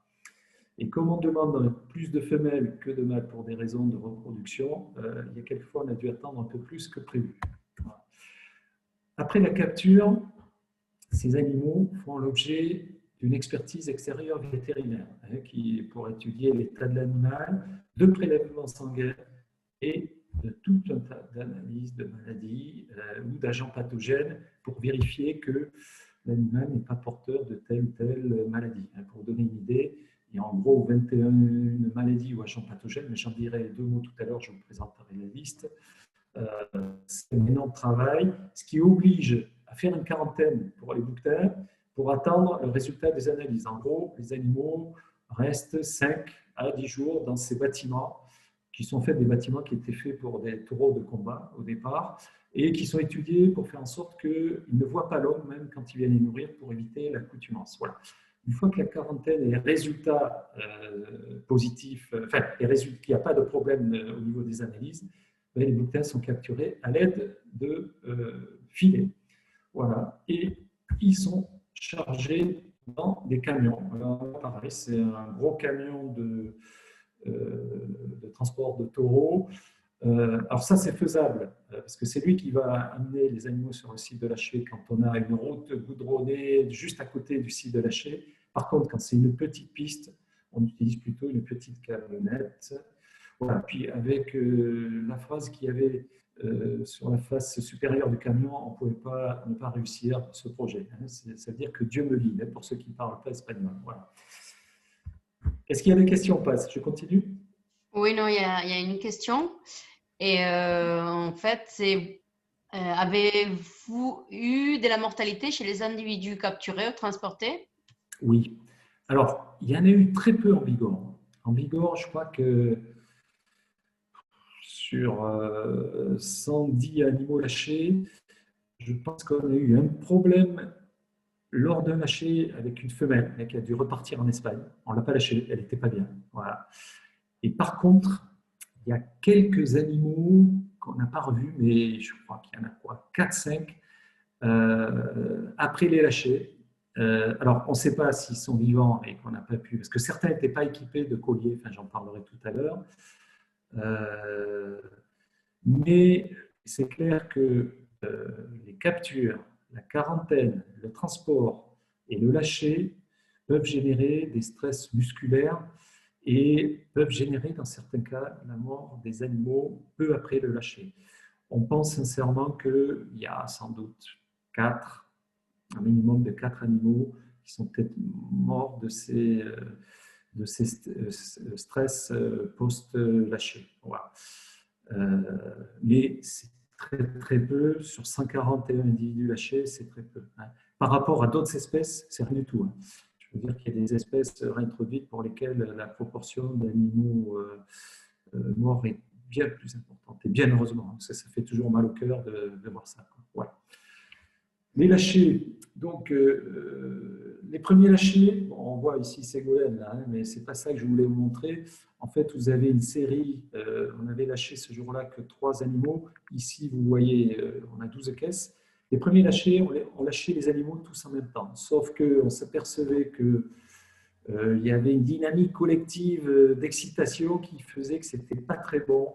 Et grâce à l'arrivée de notre thésard, Alexandre Garnier, qui est un spécialiste du bouquetin des Alpes, qui avait grande expérience dans les lâchers de bouquetins, on a changé notre technique de lâcher, on les a lâchés un par un, et il s'est avéré que c'était, d'une part, semble-t-il, moins stressant pour les animaux, et en plus, ça donnait un peu plus de durée, de plaisir. Le lâcher dure un peu plus longtemps. Parce que je vous dis que quand on lâche ces bouquetins, dans certains cas, c'est des fusées, on les voit à 10 secondes. Quand on les lâche en groupe, en plus, on les voyait assez peu. Alors que quand on les lâchait un par un, on avait le temps de les voir et ça durait un peu plus longtemps. Et ce n'est pas la raison qui a fait qu'on a changé de technique. Voilà. Alors ici, vous voyez, ça c'est l'idéal. Pouvoir lâcher les animaux directement du camion, c'est beaucoup moins stressant pour les animaux. Mais le gros camion, encore faut-il qu'il puisse arriver aussi de lâcher. Et nous, on n'a malheureusement pas pu l'utiliser très souvent. On l'a utilisé, je crois, 2-3 fois. Ok. Paz, c'est bon? Il n'y a pas de questions? Non, non, c'est bon, merci. Alors, j'arrive aux précautions sanitaires. Pour nous, ça a été un point très, très important. On a un enjeu pastoral et donc économique extrêmement vivant et important dans Vallée d'Aspe, en Vallée d'Ossau, en Vallée de Luce, en Vallée d'Or. Il était donc hors de question de prendre le risque de ramener telle ou telle maladie qui aurait pu être transmise aux troupeaux domestiques. C'est pour ça qu'on a mis en place des exigences sanitaires de très très haut niveau. Je pense qu'il y a peu de réintroductions en Europe qui sont faites avec autant d'exigences sanitaires. Et on a fait élaborer un plan de maîtrise des risques sanitaires par Dominique Autier, qui est un des spécialistes français et vétérinaires du bouquetin des Alpes, entre autres, mais aussi et qui a permis d'identifier, sur la base d'une étude épidémiologique du bouquetin de la population source, et donc la Sierra de Guadarrama, de l'étude des maladies présentes dans les troupeaux domestiques dans les Pyrénées, de repérer les points de vigilance sur lesquels il fallait qu'on fasse attention et les maladies plus particulièrement sur lesquelles il fallait qu'on ait une attention particulière. Voilà. Donc il y a, comme je l'ai dit tout à l'heure, près de 21 maladies ou agents pathogènes qui font l'objet d'analyse ou d'une expertise. Et il va de soi que s'il y a une analyse positive, l'individu reste en Espagne. Il fait l'objet d'une vérification. Ça nous est arrivé quelquefois. Et c'est des PCR, hein, en tout cas pour certaines maladies qu'on fait, comme pour le Covid. Et à chaque fois, heureusement, il s'est avéré que c'était des faux positifs. Malheureusement, ça nous a obligés plusieurs fois de reporter les lâchers qu'on avait prévus. C'est un peu pour ça qu'on fait plus de lâchers grand public parce que c'est un peu difficile à organiser tous ces reports. Voilà. Alors, ça, c'est avant le lâcher. Mais après le lâcher, on a mis en place aussi ce qu'on appelle une veille sanitaire passive, alors, qui se traduit par une surveillance visuelle des bouquetins qui est réalisée par les agents du parc en vue de détecter d'éventuelles maladies qui pourraient se manifester par des symptômes externes. Voilà. Ponctuellement, on a mis en place aussi une veille active, c'est-à-dire une veille active, on capture un animal, on fait un prélèvement sanguin, on fait les analyses. Alors, on ne pouvait pas le faire au début de l'installation de la population parce qu'ils venaient de subir des captures, des transports, de la quarantaine et autres. Ils étaient assez peu nombreux, on ne pouvait pas le faire, mais on a commencé à le faire l'année dernière et cette année, mais j'espère qu'on va développer cette veille active à partir de l'année prochaine, en tout cas sur la population de Cotteret, qui devient une population émergente et qui est en capacité d'encaisser ce genre de stress, quoi. Voilà. Juste un exemple, ici, vous avez Alexandre Garnier, qui est le vétérinaire du parc et qui réalise une thèse sur le bouquetin, qui a travaillé 20 ans sur le bouquetin dans le parc de la Vanoise avant de venir au parc national des Pyrénées. Là, il a capturé avec Jérôme Lafitte un bouquetin qui s'était lié d'amitié avec un troupeau de chèvres domestiques. Et le berger que vous voyez ici nous avait téléphoné parce que le bouquetin était rentré dans la chèvrerie. Donc, Alexandre et Jérôme sont allés tout de suite sur place avec un fusil hypodermique pour le capturer. Par chance, ils ont pu le capturer. Donc, Alexandre a fait tout de suite une expertise vétérinaire sur le signe extérieur pour évaluer l'état de santé de l'animal et surtout un prélèvement sanguin pour voir s'il y avait éventuellement une analyse présente. Voilà. Autre cas ici, c'était un bouquetin qui habitait en Espagne, sur Panticosa. Et lui, il a fait copain avec un troupeau de vaches. Et le berger espagnol, ça le chagrine un peu de voir cet animal sauvage avec les vaches. En plus, ce bouquetin rentrait dans le village de temps en temps, se promenait dans les rues, voire montait sur des voitures. Donc, le maire nous appelait et les collègues du parc ainsi que de l'ONCFS sont allés le capturer au fusil hypodermique. Et là, ils l'ont transporté, ils l'ont remis à Cotteret. et il est resté à Cauterets depuis. Alors voilà, pour finir de répondre sur le volet sanitaire, voilà une idée, c'est la moitié de la liste là, des maladies qui sont prises en compte, qui font l'objet d'analyses: brucellose, la langue bleue, tuberculose, la galaxie, chlamydiose, pestivirose. Voilà, je vais passer à d'autres maladies abortives, kératoconjonctivite. Les parasites externes et internes sont aussi analysés, la KF, enfin, voilà. Pour élaborer cette liste de maladies réalisée par Dominique Gauthier dans le cadre du plan de maîtrise des risques sanitaires, on s'est bien sûr concerté avec tout le monde agricole et les structures locales sanitaires, les GDS, la PLEMA, les vétérinaires locaux et les chasseurs aussi, parce qu'il peut y avoir des transmissions possibles dans les deux sens d'ailleurs avec la faune sauvage. Voilà, donc ce plan de maîtrise des risques sanitaires a fait l'objet d'un consensus du monde agricole et de la chasse et du monde vétérinaire. Voilà. Par contre, ça nous a sacrément compliqué la vie. Voilà, est-ce que j'espère avoir répondu à la question sur le volet sanitaire? Est-ce qu'il y a d'autres questions, Paz? Je continue. Il y avait une question, mais je pense que tu l'as montré, il disait quid sur la tuberculose bovine. Oui, c'est une maladie sur laquelle on est extrêmement attentif parce qu'il y a quelques petits soucis dans le 64 là-dessus, et on sait que c'est une maladie très embêtante. Alors, ce que je peux dire, c'est que le bouquetin est un animal très rustique et qui attrape très peu cette maladie, mais par précaution, on fait quand même l'analyse. Cette analyse est faite au laboratoire de Madrid, qui est le laboratoire européen de référence sur cette maladie. Donc là, il n'y a aucun souci sur la qualité du travail qui est fait. On a le meilleur labo possible qui travaille en Europe sur la tuberculose, qui réalise les analyses. Toutes les analyses d'ailleurs sont réalisées par des laboratoires en Madrid. Voilà, j'espère avoir répondu à la question. Oui, et la personne de tout à l'heure, elle a dit merci beaucoup, oui, il a eu les réponses. Bon, super, très bien. Suivi des animaux. Bon, c'est clair que on a mis en place un suivi et des moyens très importants pour suivre le développement de cette population. On voulait s'assurer d'une installation viable de la population à travers l'étude de la dynamique de population. Donc là, on a mis en place un certain nombre de protocoles scientifiques pour suivre des paramètres démographiques, les effectifs, le taux de survie, le taux de la reproduction. Ce sont des paramètres assez classiques de dynamique de population. Et puis, on souhaitait aussi, ça c'est l'autre point, contribuer à la connaissance de l'espèce en étudiant sa colonisation spatiale, l'utilisation saisonnière de l'habitat, ses comportements sociaux, tout ça pour mieux choisir ses besoins et mieux comprendre comment vit cette espèce dans un espace qu'elle avait abandonné, entre guillemets, depuis plus d'un siècle. Voilà. Donc, pour ce faire, l'ensemble des individus a été marqué par des boucles auriculaires, ce qui permet d'identifier chacun des individus et de l'appeler par un prénom. Voilà. La plupart des individus sont équipés aussi de colliers GPS, c'est-à-dire de colliers qui sont reliés en lien avec les satellites et qui permettent tous les 4, 2 ou 6 heures, ça c'est chaque structure fait le choix de la périodicité de production des données, qui donne clairement la position de l'animal tous les jours, plusieurs fois par jour. Voilà. Et certains, mais beaucoup moins, ont été équipés non pas de colliers GPS, mais de colliers VHF qui fonctionnent là plutôt avec un système radio et pas satellitale.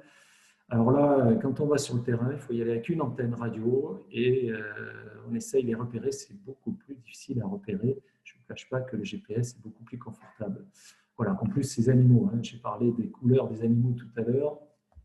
Quand ils ne bougent pas dans les rochers, ils se confondent totalement dans le rocher. Et même si vous êtes un spécialiste du bouquetin, vous avez un mal fou à les repérer.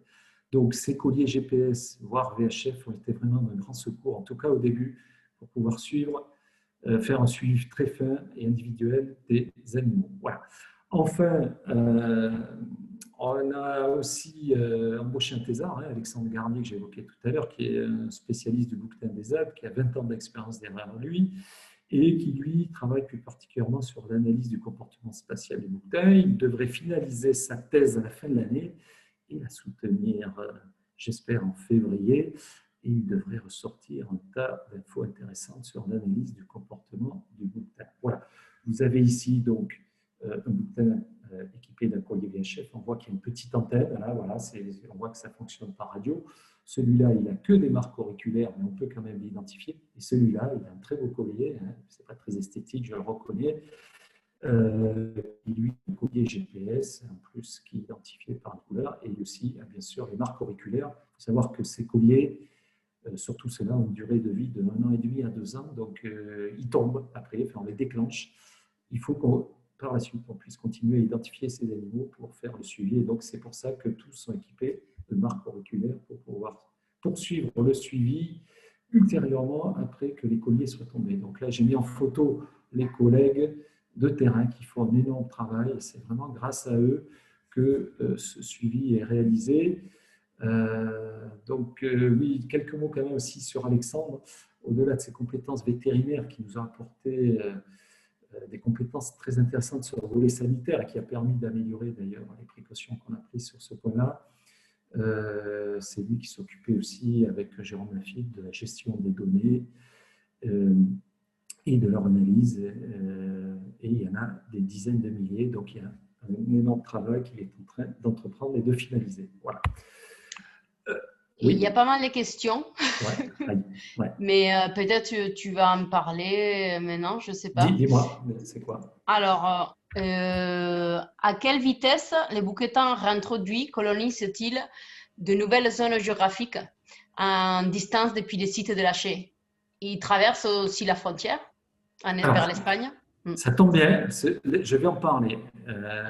Alors, je vais séparer ce qui relève d'un déplacement exploratoire qui se réalise juste après le lâcher ou peu après, d'une colonisation du bouquetin durable. Il y a deux choses bien différentes. Alors, je vais commencer par les animaux qui ont été lâchés. Globalement, ils sont très majoritairement restés très fidèles à la zone du site de lâcher. Vous en avez un ici, le lâcher était ici, il est resté qui est tout le temps. Voilà. Vous en avez un autre qui s'appelle Pitou, et bien lui, il a fait plus de 100 km et il est allé jusqu'en Espagne. Et il est revenu après, quelques jours après. Donc, ils ont une mémoire extraordinaire. C'est vraiment des animaux très impressionnants. Donc, nous, ce qu'on a repéré, et ça, c'est le travail que fait Alexandre Garnier, qui n'est pas encore officialisé et qui ressortira au travers de ses publications et de sa thèse. On a des comportements individuels différents. Il y en a, et c'est la majorité, heureusement, ils restent fidèles au lâcher peu après le lâcher, mais il y en a d'autres. Ils recherchent leur site où ils ont été capturés, leur site d'origine. Bon, ils ne sont pas prêts de le retrouver, parce que c'est à plusieurs centaines de kilomètres, mais ils ont ce qu'on appelle un comportement exploratoire qui peut les conduire à faire des dizaines et des dizaines de kilomètres. Voilà. Quelques rares individus sont allés en Espagne. Même au début, à Cotteret, il y a un paquet qui sont allés en Espagne. Et là, on a eu très peur. Parce que les Espagnols disaient, mais les bouquetins, ils ne vont pas rester chez vous, il y a trop de neige chez vous. Nous, en Espagne, on a des habitats super intéressants et en plus, on a beaucoup plus de soleil que chez vous, ce qui était vrai. Donc, moi, je comprends qu'ils passent en Espagne. Pour que tout le monde comprenne, l'espagnol passe. Voilà, donc, voilà.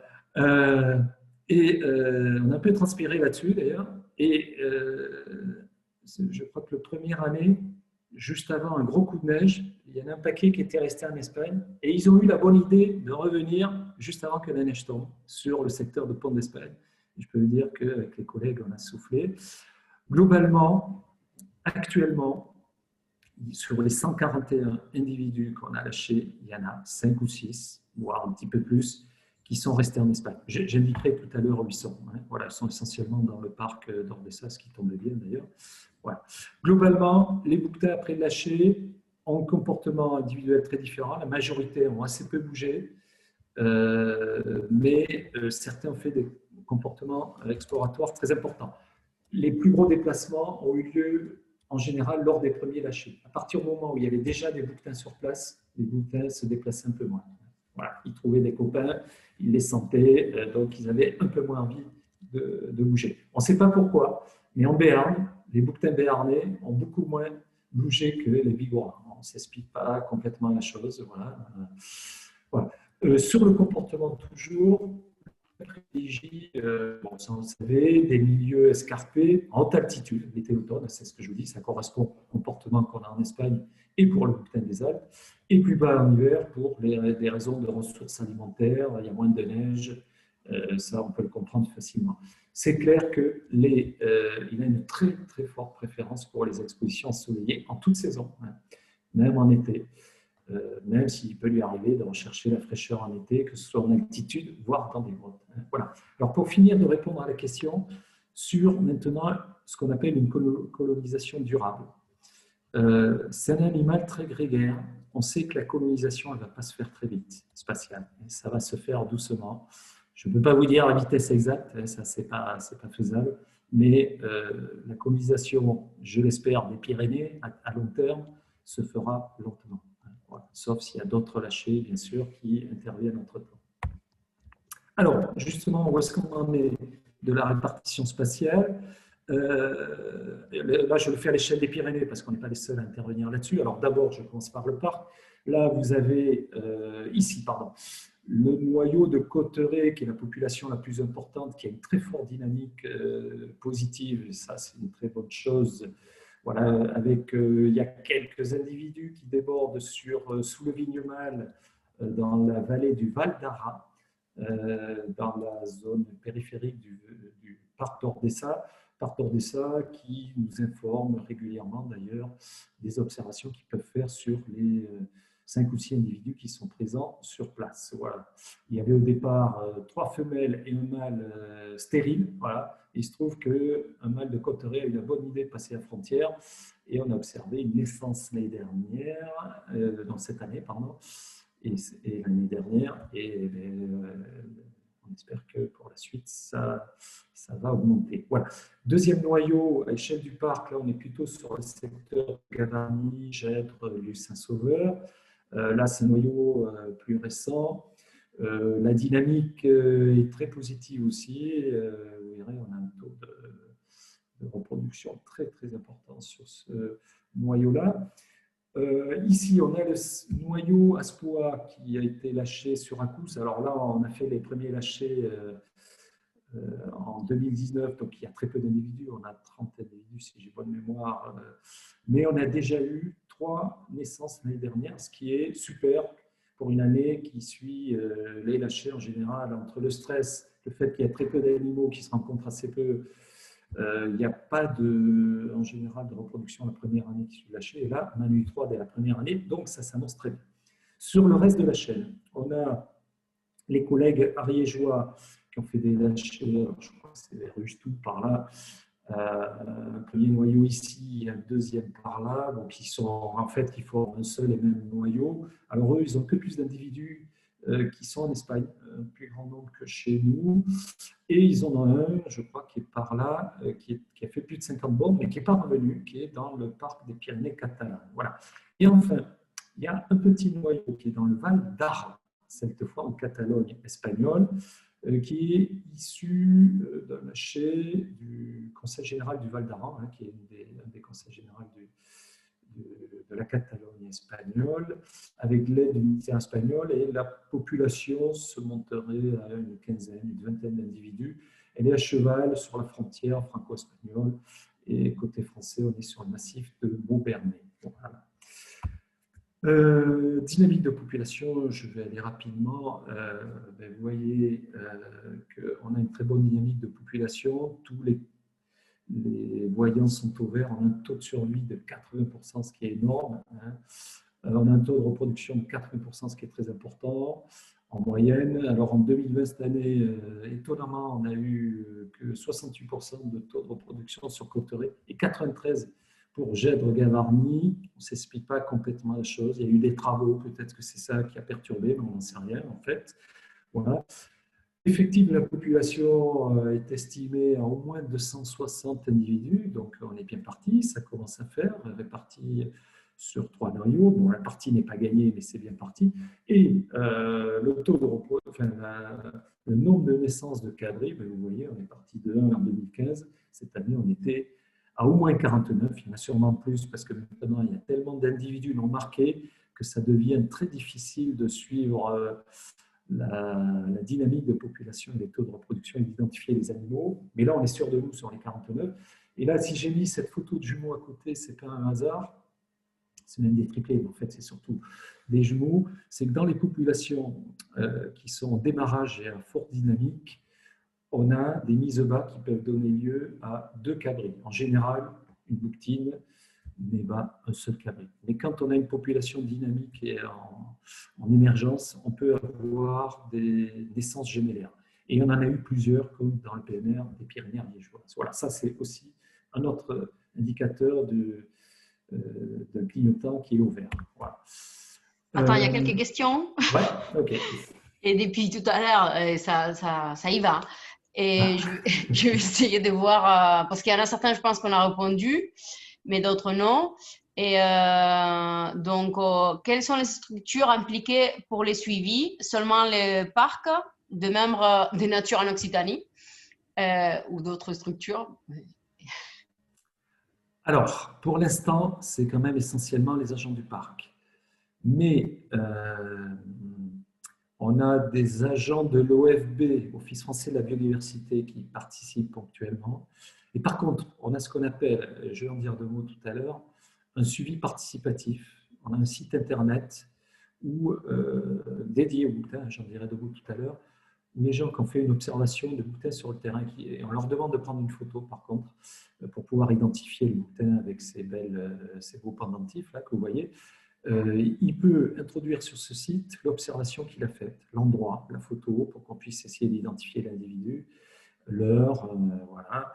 Et donc, ça veut dire qu'un randonneur, un berger, et c'est le cas, ça arrive, un chasseur peut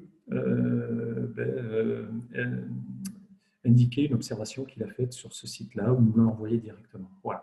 Donc, le principal du suivi, pour l'instant, est fait par les agents du parc, un petit peu avec des agents, mais très ponctuellement de l'Office français de la biodiversité. Et sinon, il y a le suivi participatif qui peut être fait par des habitants, des chasseurs, des bergers et autres. Et on a quelques retours qui nous intéressent fortement, d'autant plus que maintenant, notamment sur Cotteret et Luz, on n'a plus les colliers GPS qui nous indiquaient la situation des animaux. Malgré le travail des agents, ces informations sont extrêmement précieuses pour nous. Alors, la réponse, si je répondais à la place du PNR des Pyrénées-Ariégeoises, ne serait pas tout à fait la même. Eux, ils se sont pas mal associés avec les chasseurs ariégeois. Je crois qu'il y a une convention entre le PNR et la Fédération de chasse. Et je crois qu'il y a un poste à mi-temps qui est piloté par le parc et la Fédération de chasse. Et je crois que c'est la Fédération de chasse qui pilote un petit peu le suivi dans le PNR des Pyrénées-Ariégeoises. La situation est complètement différente. Voilà. Ok, attends. Oui, je pense que là, c'est bon, mais il y a d'autres questions, c'est pour ça. Vas-y. Alors, y a-t-il des liaisons entre les différents noyaux? Parce que tu as parlé des différents noyaux dans la chaîne. Ouais, alors, sur le parc, il y en a très peu, le parc national.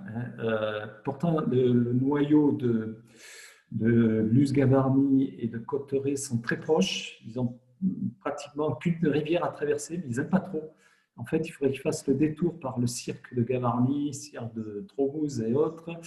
Et pour l'instant, c'est très rare. Il y a eu quelques échanges dans le cadre des déplacements exploratoires, mais depuis, il y en a très peu. Par contre, en Ariège, on peut considérer que les 2 noyaux maintenant échangent.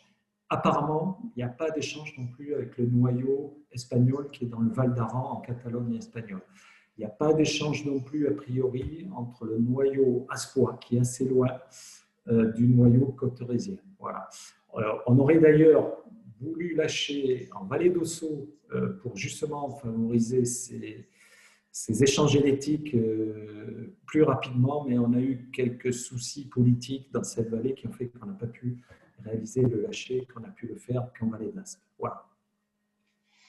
D'accord. Une autre question. Y a-t-il des interdictions de vol d'hélicoptères ou de drones au-dessus des populations pour qu'elles n'aient pas envie de revenir en Espagne?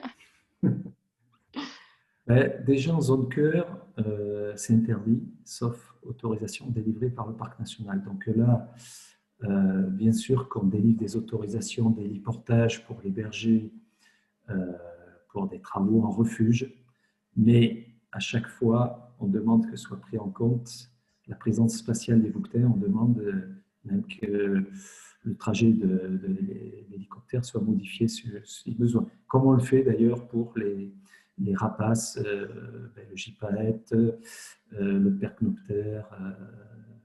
On fait exactement la même chose, quoi. On délivre des autorisations, mais souvent notre réponse est négative quand c'est juste pour le plaisir d'envoyer son drone.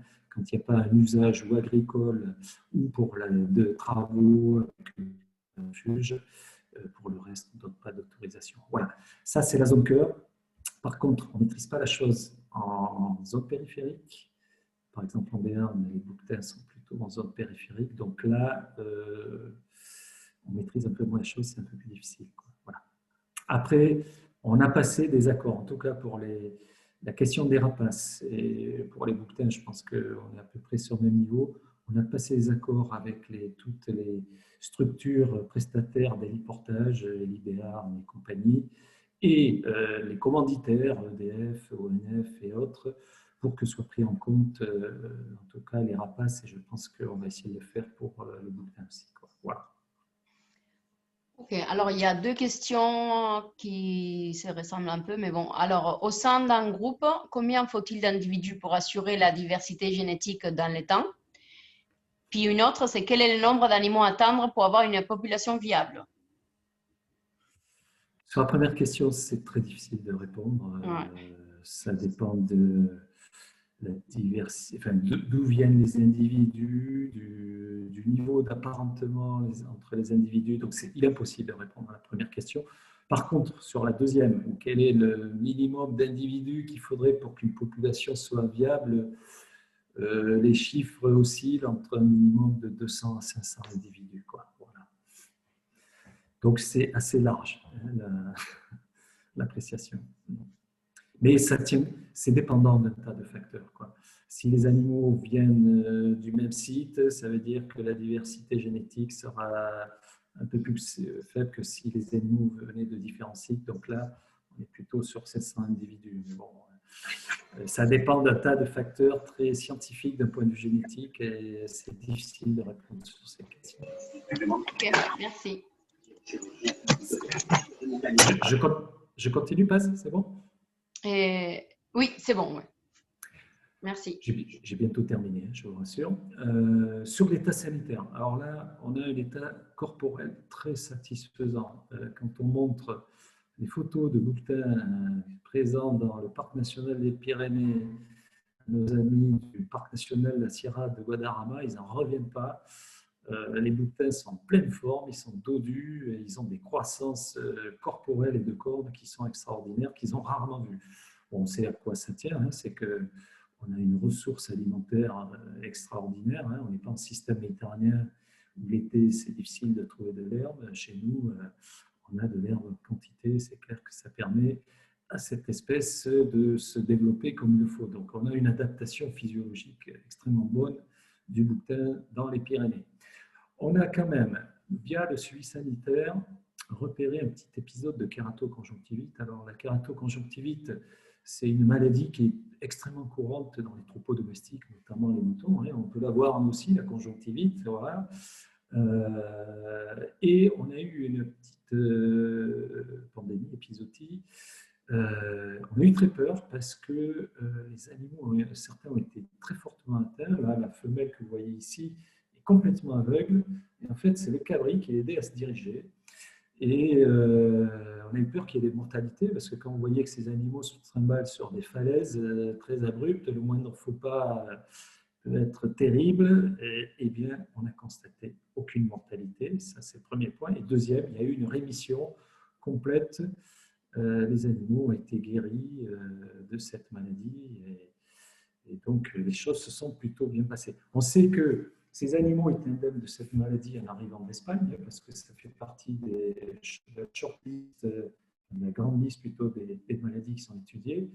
On a fait une petite enquête qu'il y avait un troupeau, je ne citerai pas l'endroit, qui était de moutons qui était très atteint par la kérato, qui a dû transmettre au bouquetin la chose. Ça se transmet très facilement via les mouches et autres, voilà, ou des pierres à sel qui traînent. L'ectima, alors c'est une petite maladie qui est assez courante, pas chez les ongulés. Et là, on l'a observé pendant 2 étés, notamment sur Cotteret. Et là, pareil, cette maladie a été observée en juillet-août. On a eu des rémissions très rapidement à l'automne. Voilà. Dernier point là-dessus, on a observé quelques interactions ponctuelles avec troupeaux domestiques, j'en ai parlé tout à l'heure, des bouquetins un peu isolés, des mâles qui ont trouvé de belles chèvres domestiques et qui se sont mis dans le groupe. Bon, il y en a un qu'on a récupéré comme ça, un autre qui était avec des vaches, hein, on trouve les ongulés qu'on peut, voilà, et qu'on a récupéré aussi. En Espagne, vers Aïnsa, par contre, on a un bouquetin tout seul qui est avec des chèvres férales. Hein, c'est des chèvres qui sont redevenues sauvages. Là, c'est un petit peu plus embêtant. Il faudra peut-être qu'un jour, on voit si on ne peut pas faire quelque chose avec nos amis espagnols. Parce que qui dit chèvre férale dit chèvre non surveillée et qui peuvent avoir un état sanitaire pas très bon, voilà, qui pourrait refiler la maladie à d'autres caprinés. Voilà. Je continue, il y a d'autres questions.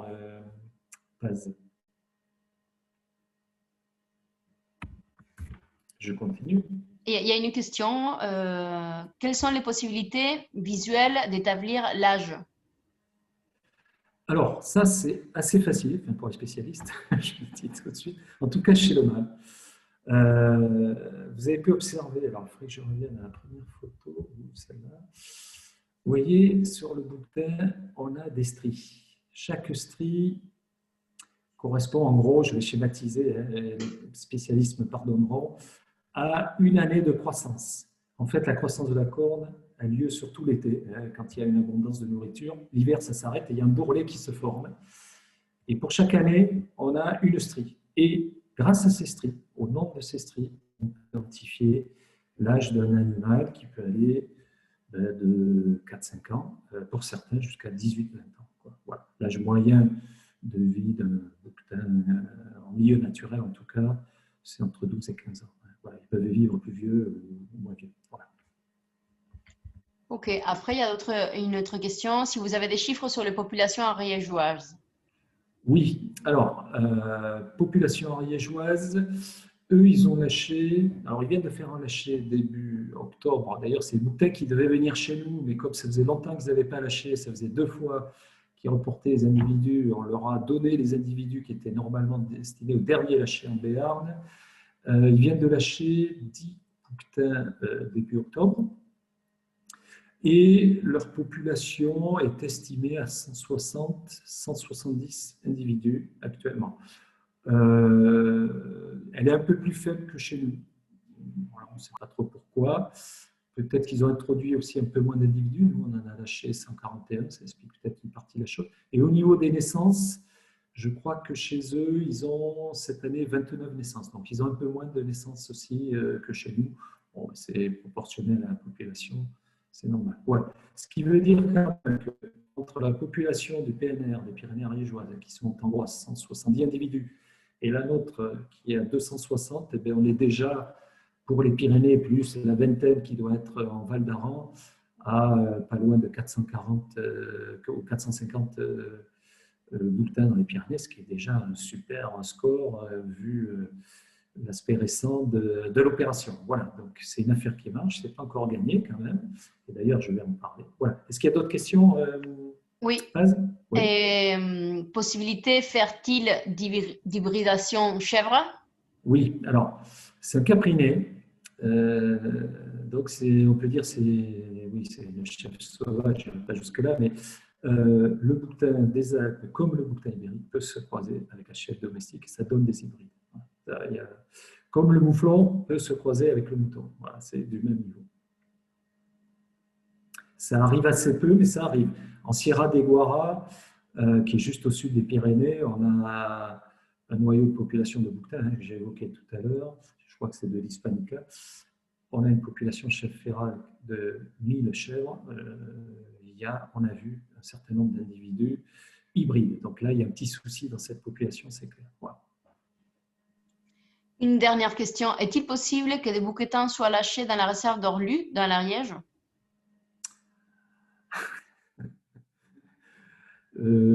Alors là-dessus, c'est tout à fait possible. Bon, c'est une réserve qui est gérée, pardon. je pense par l'ex-ONCFS, par l'Office français de la biodiversité, c'est quelque chose qui peut tout à fait se faire si l'Office français de la biodiversité souhaite le faire. Il devra bien sûr faire une concertation locale, même si c'est une réserve, pour mesurer l'avis des usagers et autres, mais c'est tout à fait envisageable. En fait, nous, disons qu'on n'attend que ça, parce que plus il y aura de hachés, et plus la dynamique de population sera importante, et les mélanges génétiques se feront plus tôt. Voilà. Mais c'est tout à fait envisageable. Après, il faut qu'il y ait un pilote, que le pilote se donne les moyens de le faire, qu'il se soit concerté localement avec les acteurs locaux, les chasseurs, les agriculteurs, entre autres, les représentants des activités touristiques. Voilà, donc c'est tout à fait envisageable. Ok, merci. Simplement une info au niveau de temps et peut-être il t'en reste que 20 minutes. Bon, Euh, je vais faire avec. Je vais faire avec, il n'y a pas de mais souci. je sais pas, j'avais mis la fin à 22 heures, donc j'ai peur qu'après Non, non, mais à 22 heures ça s'arrête. Donc voilà. Mais je ne voudrais pas fatiguer trop les gens. Voilà, donc certains travaillent en plus demain. Ok, un petit point sur la diversité génétique. C'est un point important aussi parce que les espèces, les populations, que ce soit en Espagne ou d'ailleurs dans les Alpes, elles sont issues de très peu d'individus au départ, parce que le bouquetin ibérique, comme le bouquetin des Alpes, ont été sauvés in extremis, donc il y a eu très peu d'individus pour le redémarrage des populations, ce qui fait que ces espèces ont une diversité génétique assez faible. Voilà, donc nous, on a souhaité analyser la diversité génétique de ces individus provenant de la Sierra de Guadarrama pour savoir à quoi s'en tenir. Bon, je passe sur les aspects techniques. La conclusion, c'est qu'on a une faible diversité génétique. On s'y attendait un peu, un niveau de consanguinité assez élevé. Bon, ceci étant dit, pardon, le niveau de diversité génétique est assez semblable à ce qu'on trouve dans des populations introduites dans les Alpes. Bon, on est plutôt sur la fourchette basse, c'est clair, mais ce n'est pas catastrophique, mais il faut quand même qu'on fasse attention. Et clairement, les généticiens là, qui ont fait l'étude, c'est des généticiens de l'INRAE et de Zurich en Suisse, nous ont dit qu'il fallait qu'on fasse venir des bouquetins d'un autre site donateur pour faire de l'enrichissement génétique, entre guillemets, parce que du fait de la faible diversité génétique, on a une érosion attendue de sa diversité dans les prochaines générations et ça pourrait poser problème. Voilà. Donc, on prévoit, je vais en parler, je ne sais pas si c'est après, bon, on prévoit donc d'essayer de pallier à ce problème, en tout cas partiellement. Très rapidement, un mot quand même sur le volet communication, sensibilisation, c'est vraiment un point sur lequel on a mis de très gros moyens parce que le bouquetin ibérique, en fait, avait disparu de la mémoire des habitants des Pyrénées. Il y avait plus d'un siècle qu'il avait disparu. Et les habitants, quand on leur parlait de bouquetin, ils pensaient plutôt au mouflon. Voilà, bon, c'est pas du tout la même espèce. Donc là, on a mis le paquet pour faire un paquet d'animations scolaires, d'interventions grand public. Et pour résumer, tous les enfants de la vallée des Gaves, tous les enfants de la vallée du Béarn, Aspe-Ossau, ont pu bénéficier d'une animation, soit près de un peu plus de 1000 enfants. Hein, voilà. En montagne, c'est énorme. Plus de 700 enfants ont assisté à un lâcher. C'était génial à voir. D'ailleurs, quand on voyait le sourire des enfants, d'ailleurs, je crois bien que la fille de Paz s'est malheureusement pris un petit bouquetin qui était un peu affolé. Hein. Je pense qu'elle s'en est remise depuis, mais bon, voilà. De point de vue communication aussi, c'est un sujet qui intéressait pas mal les médias et je ne vous cache pas qu'on a eu de très nombreux articles au niveau régional, au niveau national, au niveau international. On a eu encore des articles en septembre dans Le Monde, Le Figaro. Là, on vient d'être interpellé par une télévision allemande, une télévision française pour faire un film sur l'introduction. Donc là, le bouquetin, c'est une affaire qui marche de ce point de vue-là et nous, ça nous réjouit un peu parce que ça fait parler du parc, ça fait parler de la biodiversité. Pour nous, c'est surtout un moyen de sensibiliser les gens à la préservation de la biodiversité au-delà de la seule préservation du bouquetin. Voilà. Très rapidement, on a élaboré un certain nombre d'outils avec nos amis du PNR des Pyrénées ariégeoises pour la plupart, une, une mallette pédagogique avec des cornes. Tout ça, c'est en plastoc, hein, mais super bien fait. Voilà, on a fait une expo aussi, un livret, on a fait plusieurs films, des t-shirts, peluches. Voilà, donc ça aussi, c'est une affaire qui marche bien. Bon, ça, j'en ai parlé tout à l'heure. On a un site internet dédié au bouquetin qui permet d'avoir quelques informations sur la biologie, l'histoire du bouquetin et les actualités quand on arrive à les mettre à jour, et surtout avec l'interface de saisie d'observation de bouquetin qui a pu être réalisée par le grand public et qui permet aux randonneurs, aux touristes, aux agriculteurs, chasseurs de pouvoir nous envoyer les observations qu'ils ont pu faire sur le terrain. Alors ça y est, j'arrive à l'avant-dernière diapo. Est-ce qu'il y a d'autres questions, Paz? Alors, il y avait une question sur les coûts de réintroduction d'un bouquetin. Ah, c'est une bonne question. Alors je vous propose de traiter cette question à la dernière diapo. Je vais remercier tous les financeurs et là je vais pouvoir parler chiffres. Donc je vais répondre à cette question. Et si j'oublie, Paz, tu me fais signe. Ok. Bon, bilan, oui, c'est bon? Oui, c'est bon. Alors, bilan synthétique. Bon, c'était quand même un projet complexe avec un tas de difficultés qui surgissaient. On a eu l'épisode de Bargy, je ne sais pas si vous connaissez, il y a eu une épidémie de brucellose, de troupeaux de vaches pour partie qui a été véhiculée par un troupeau pardon, un groupe de bouquetins d'un troupeau à l'autre, et le bouquetin a été accusé de tous les maux, alors que l'origine du mal, c'était un troupeau de vaches qui avait la brucellose et qui n'était pas surveillé. Il faut dire aussi que cette population de bouquetins n'était pas surveillée, ce qui explique un petit peu la chose. Donc, il y a eu quand même près de 500 bouquetins abattus, ça ne servait à rien d'ailleurs, ça a fait du bruit. Et il y a eu quelques petits échos ici, mais on avait mis la barre tellement haut d'un point de vue sanitaire qu'en fait le monde agricole était rassuré et on a pu continuer le projet, mais on a eu un petit peu peur que le projet doive s'arrêter à cause de ce qui s'était passé à Bargy. Voilà. On a eu des lâchers d'ours, voilà, au même endroit que là où on a lâché des bouquetins qui nous ont un peu retardé l'opération. Je ne vous cache pas que le contexte béarnais est un peu compliqué, qu'on n'a pas pu lâcher en osso comme c'était prévu et qu'on a dû se limiter à la vallée d'Aspe. Voilà. Puis le Covid-19 s'y est mis, on devait faire des lâchers en début d'année, au mois de mars et avril 2019. Voilà, vous imaginez, on n'a pas pu les faire.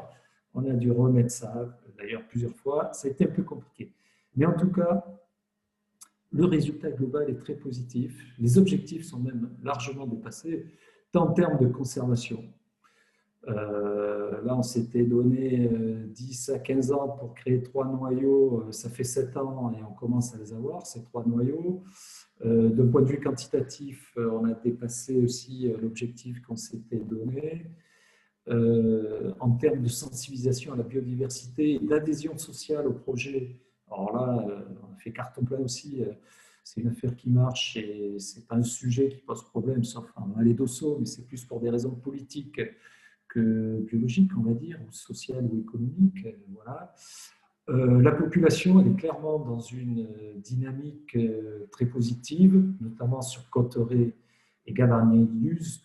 Bon, sur Accous, il faut attendre un peu parce qu'on est juste au début de l'opération. On a commencé en 2019, il y a à peine 30 individus, donc là, il faut attendre un petit peu avant de se prononcer.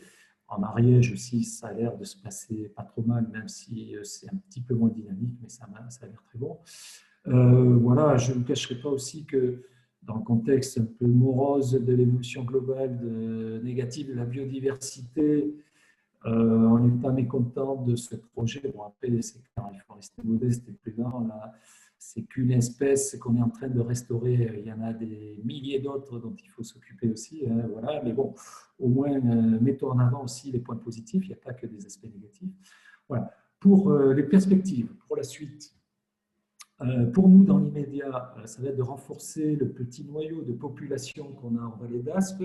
On devait faire se lâcher début octobre, mais on a dû donner les animaux au PNR des Pyrénées ariégeoises qui lui attendait depuis longtemps. Donc on espère faire se lâcher au mois d'avril 2021, en espérant qu'il n'y ait pas une troisième vague de Covid ou que le volcan du pic de Midi de Saône se réveille. On s'attend à tout maintenant avec cette histoire de bouteille, on a tellement imprévu. Voilà. C'est clair qu'on va tâcher d'essayer d'améliorer la diversité génétique de la population fondatrice.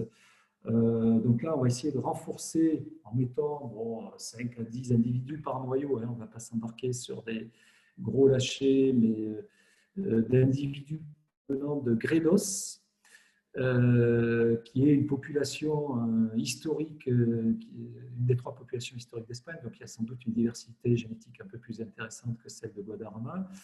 On a l'accord de principe des autorités du Gredos, des autorités du Castille et Léon pour le faire, mais on a encore quelques petits problèmes techniques de sites de quarantaine et autres à régler, et de transport. Ce n'est pas encore gagné, mais on espère pouvoir démarrer, si ce n'est en 2021, en tout cas en 2022 ou 2023.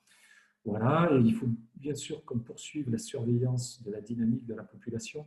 Là, on va par contre tester un nouveau protocole parce qu'il y a tellement d'animaux non marqués que ça devient un petit peu difficile de les identifier. Donc là, il y a des nouveaux protocoles de type IPS, indice pédestre, je ne sais plus ce que ça veut dire, mais voilà, qui sont en train d'être mis au point. On travaille sur ce point-là avec nos collègues des parcs des Alpes et des chercheurs pour essayer de mettre au point ce protocole et poursuivre la dynamique de cette population et ses tendances. Et bien sûr qu'on va poursuivre la veille sanitaire, on va même essayer de la développer. On souhaiterait à partir de l'année prochaine, si on peut, développer les captures, donc développer la veille active pour faire des prélèvements et des analyses un peu plus régulières sur la population de bouquetins. Bon, même si on se sert aussi de la population d'isards qui fréquente les mêmes milieux pour voir quel est l'état des ongulés dans ces tranches d'altitude. C'est une espèce sentinelle quelque part aussi, l'isard, donc ça peut être un relais. On souhaite développer en tout cas la veille sanitaire directement sur le bouquetin, mais dans un premier temps sur Cauterets, peut-être Luce, parce que là on a une population qui peut être en capacité d'encaisser le stress de capture. Voilà, on ne le fera pas tout de suite sur Accous. Voilà, alors dernière diapo, c'est les aspects financiers. Donc là, je voudrais d'abord remercier, avant que j'oublie, tous les financeurs qui ont participé à ce programme. Il y a bien sûr les 2 régions, la région Nouvelle-Aquitaine et la région Occitanie, l'Europe, qui ont apporté des financements conséquents, les 2 départements des Hautes-Pyrénées et des Pyrénées-Atlantiques. On a aussi l'État, bien sûr, français, qui a participé activement au financement, le parc national, bien sûr, des mécènes, EDF et GMF, qui ont apporté des financements assez importants. On a aussi, et je tiens à les citer, 2 parcs animaliers, le parc animalier des Pyrénées qui se trouve à Argelès, Gazost, et le parc animalier qui se trouve dans l'Allier, en Auvergne, le PAL, voilà, qui chaque année nous apporte des financements. Voilà, les partenaires techniques, c'est des laboratoires de recherche qui sont sur Toulouse, qui nous aident sur l'encadrement du thésard et l'analyse des données. Et je veux citer aussi les 400 donateurs citoyens, parce que c'est un peu innovant sur ce type d'opération, en tout cas pour un parc national. On a fait appel à des financements participatifs que vous connaissez sans doute, où toute personne peut participer, faire un don, et il y a 60% qui est déduit des impôts, et on a eu quand même près de 400, un peu plus de 400 même, donateurs citoyens. Alors, pour parler chiffres maintenant, pour essayer de répondre à la question que Paz a évoquée tout à l'heure, sur ce programme qui dure depuis 2014, 7 ans, le coût total se monte à 1 300 000 €. Voilà. Et si on compte le temps agent parc, qu'on a aussi comptabilisé, qui a servi dans certains cas de contrepartie sur les 20% pour avoir de l'autofinancement, on est plutôt à 1,8 million. Voilà. Donc, je pense avoir répondu à la dernière question. Est-ce que, Paz, il y a d'autres questions ou pas?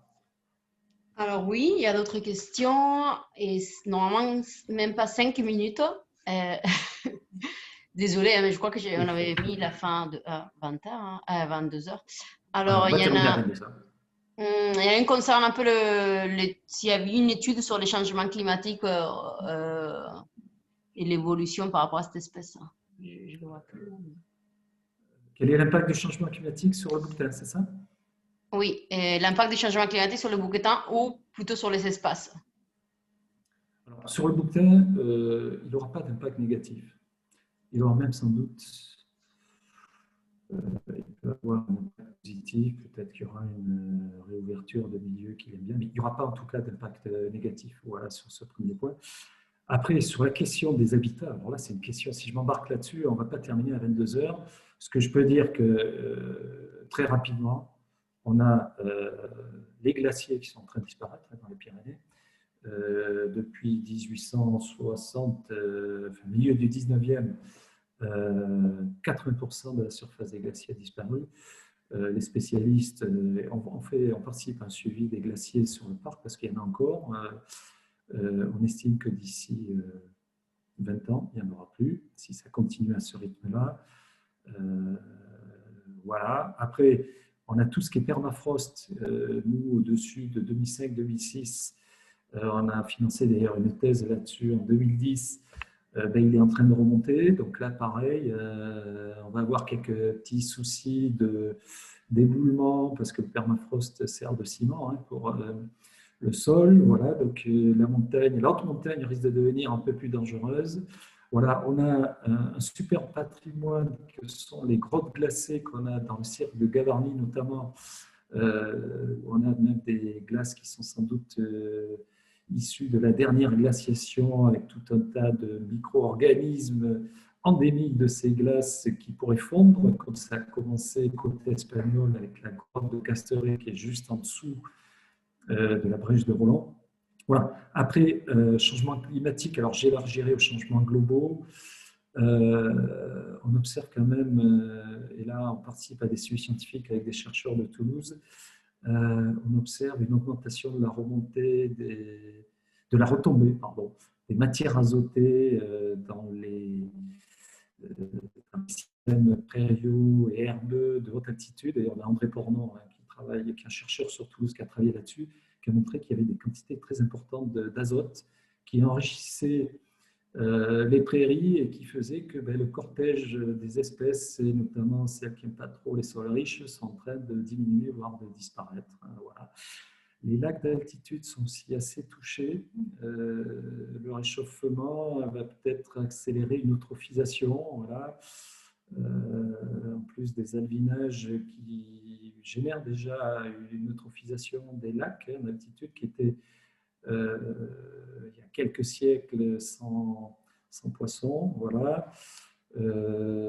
Et puis après, sur la forêt, on aura peut-être des incendies, quoi. Voilà, on n'est pas en système méditerranéen. Bon, je pense qu'en BR, on ne risque pas grand-chose pour l'instant avec la pluie qui tombe, mais sur le secteur des Néouvielles, on commence à avoir des petits incendies qu'on n'avait pas forcément avant. Voilà. Donc, merci. Merci. Je pense qu'on aurait pu finir avec notre question plus positive, mais en même temps, comme ça, voilà, on est un peu en mobilisation. Parce que là, il restait peut-être 1 minute ou 2 et peut-être ça peut se couper d'un coup, comme ça. Donc, je trouve que ça sera dommage. Avant de répondre à l'autre question, non, pas la question, c'est fini les questions. Bon, ça va couper tout seul, peut-être. Hein. Je voudrais citer le livre de Jean-Paul Cramp sur le bouquetin ibérique et toute son histoire qui vient d'être édité. Alors, je vous conseille fortement de l'acheter, de le lire. C'est la Bible du bouquetin, de l'histoire du bouquetin dans le massif des Pyrénées. C'est un super bouquin, je vous conseille fortement de le lire. Voilà. Écoutez, si on en reste là, en tout cas, je vous remercie de vous avoir écouté. Pour moi, c'était un plaisir d'intervenir. C'était la première expérience en visio. Voilà. Je vous souhaite une bonne fin de soirée. Et merci à Nature en Occitanie de m'avoir invité pour cette intervention. Merci, Paz. Et oui, merci à toi aussi. Et simplement, je veux signaler aussi, bon, il y a plein de remerciements de plein de gens là par les chats. Hein, donc, et sinon aussi signaler la prochaine conférence en visio, j'imagine aussi hein, ça sera le 9 décembre à 20h aussi sur les massifs des Possettes à l'oublié des Pyrénées. Ça sera par les CPIE, par Xavier Dornier. Donc, voilà, il faudra regarder les liens, j'imagine, sur les sites internet, sur l'agenda des natures en Occitanie, sur l'agenda du CPU, Bigorre. Voilà. Bonsoir à tout le monde. Bon, merci et bonsoir. Merci Au beaucoup. revoir. Au revoir.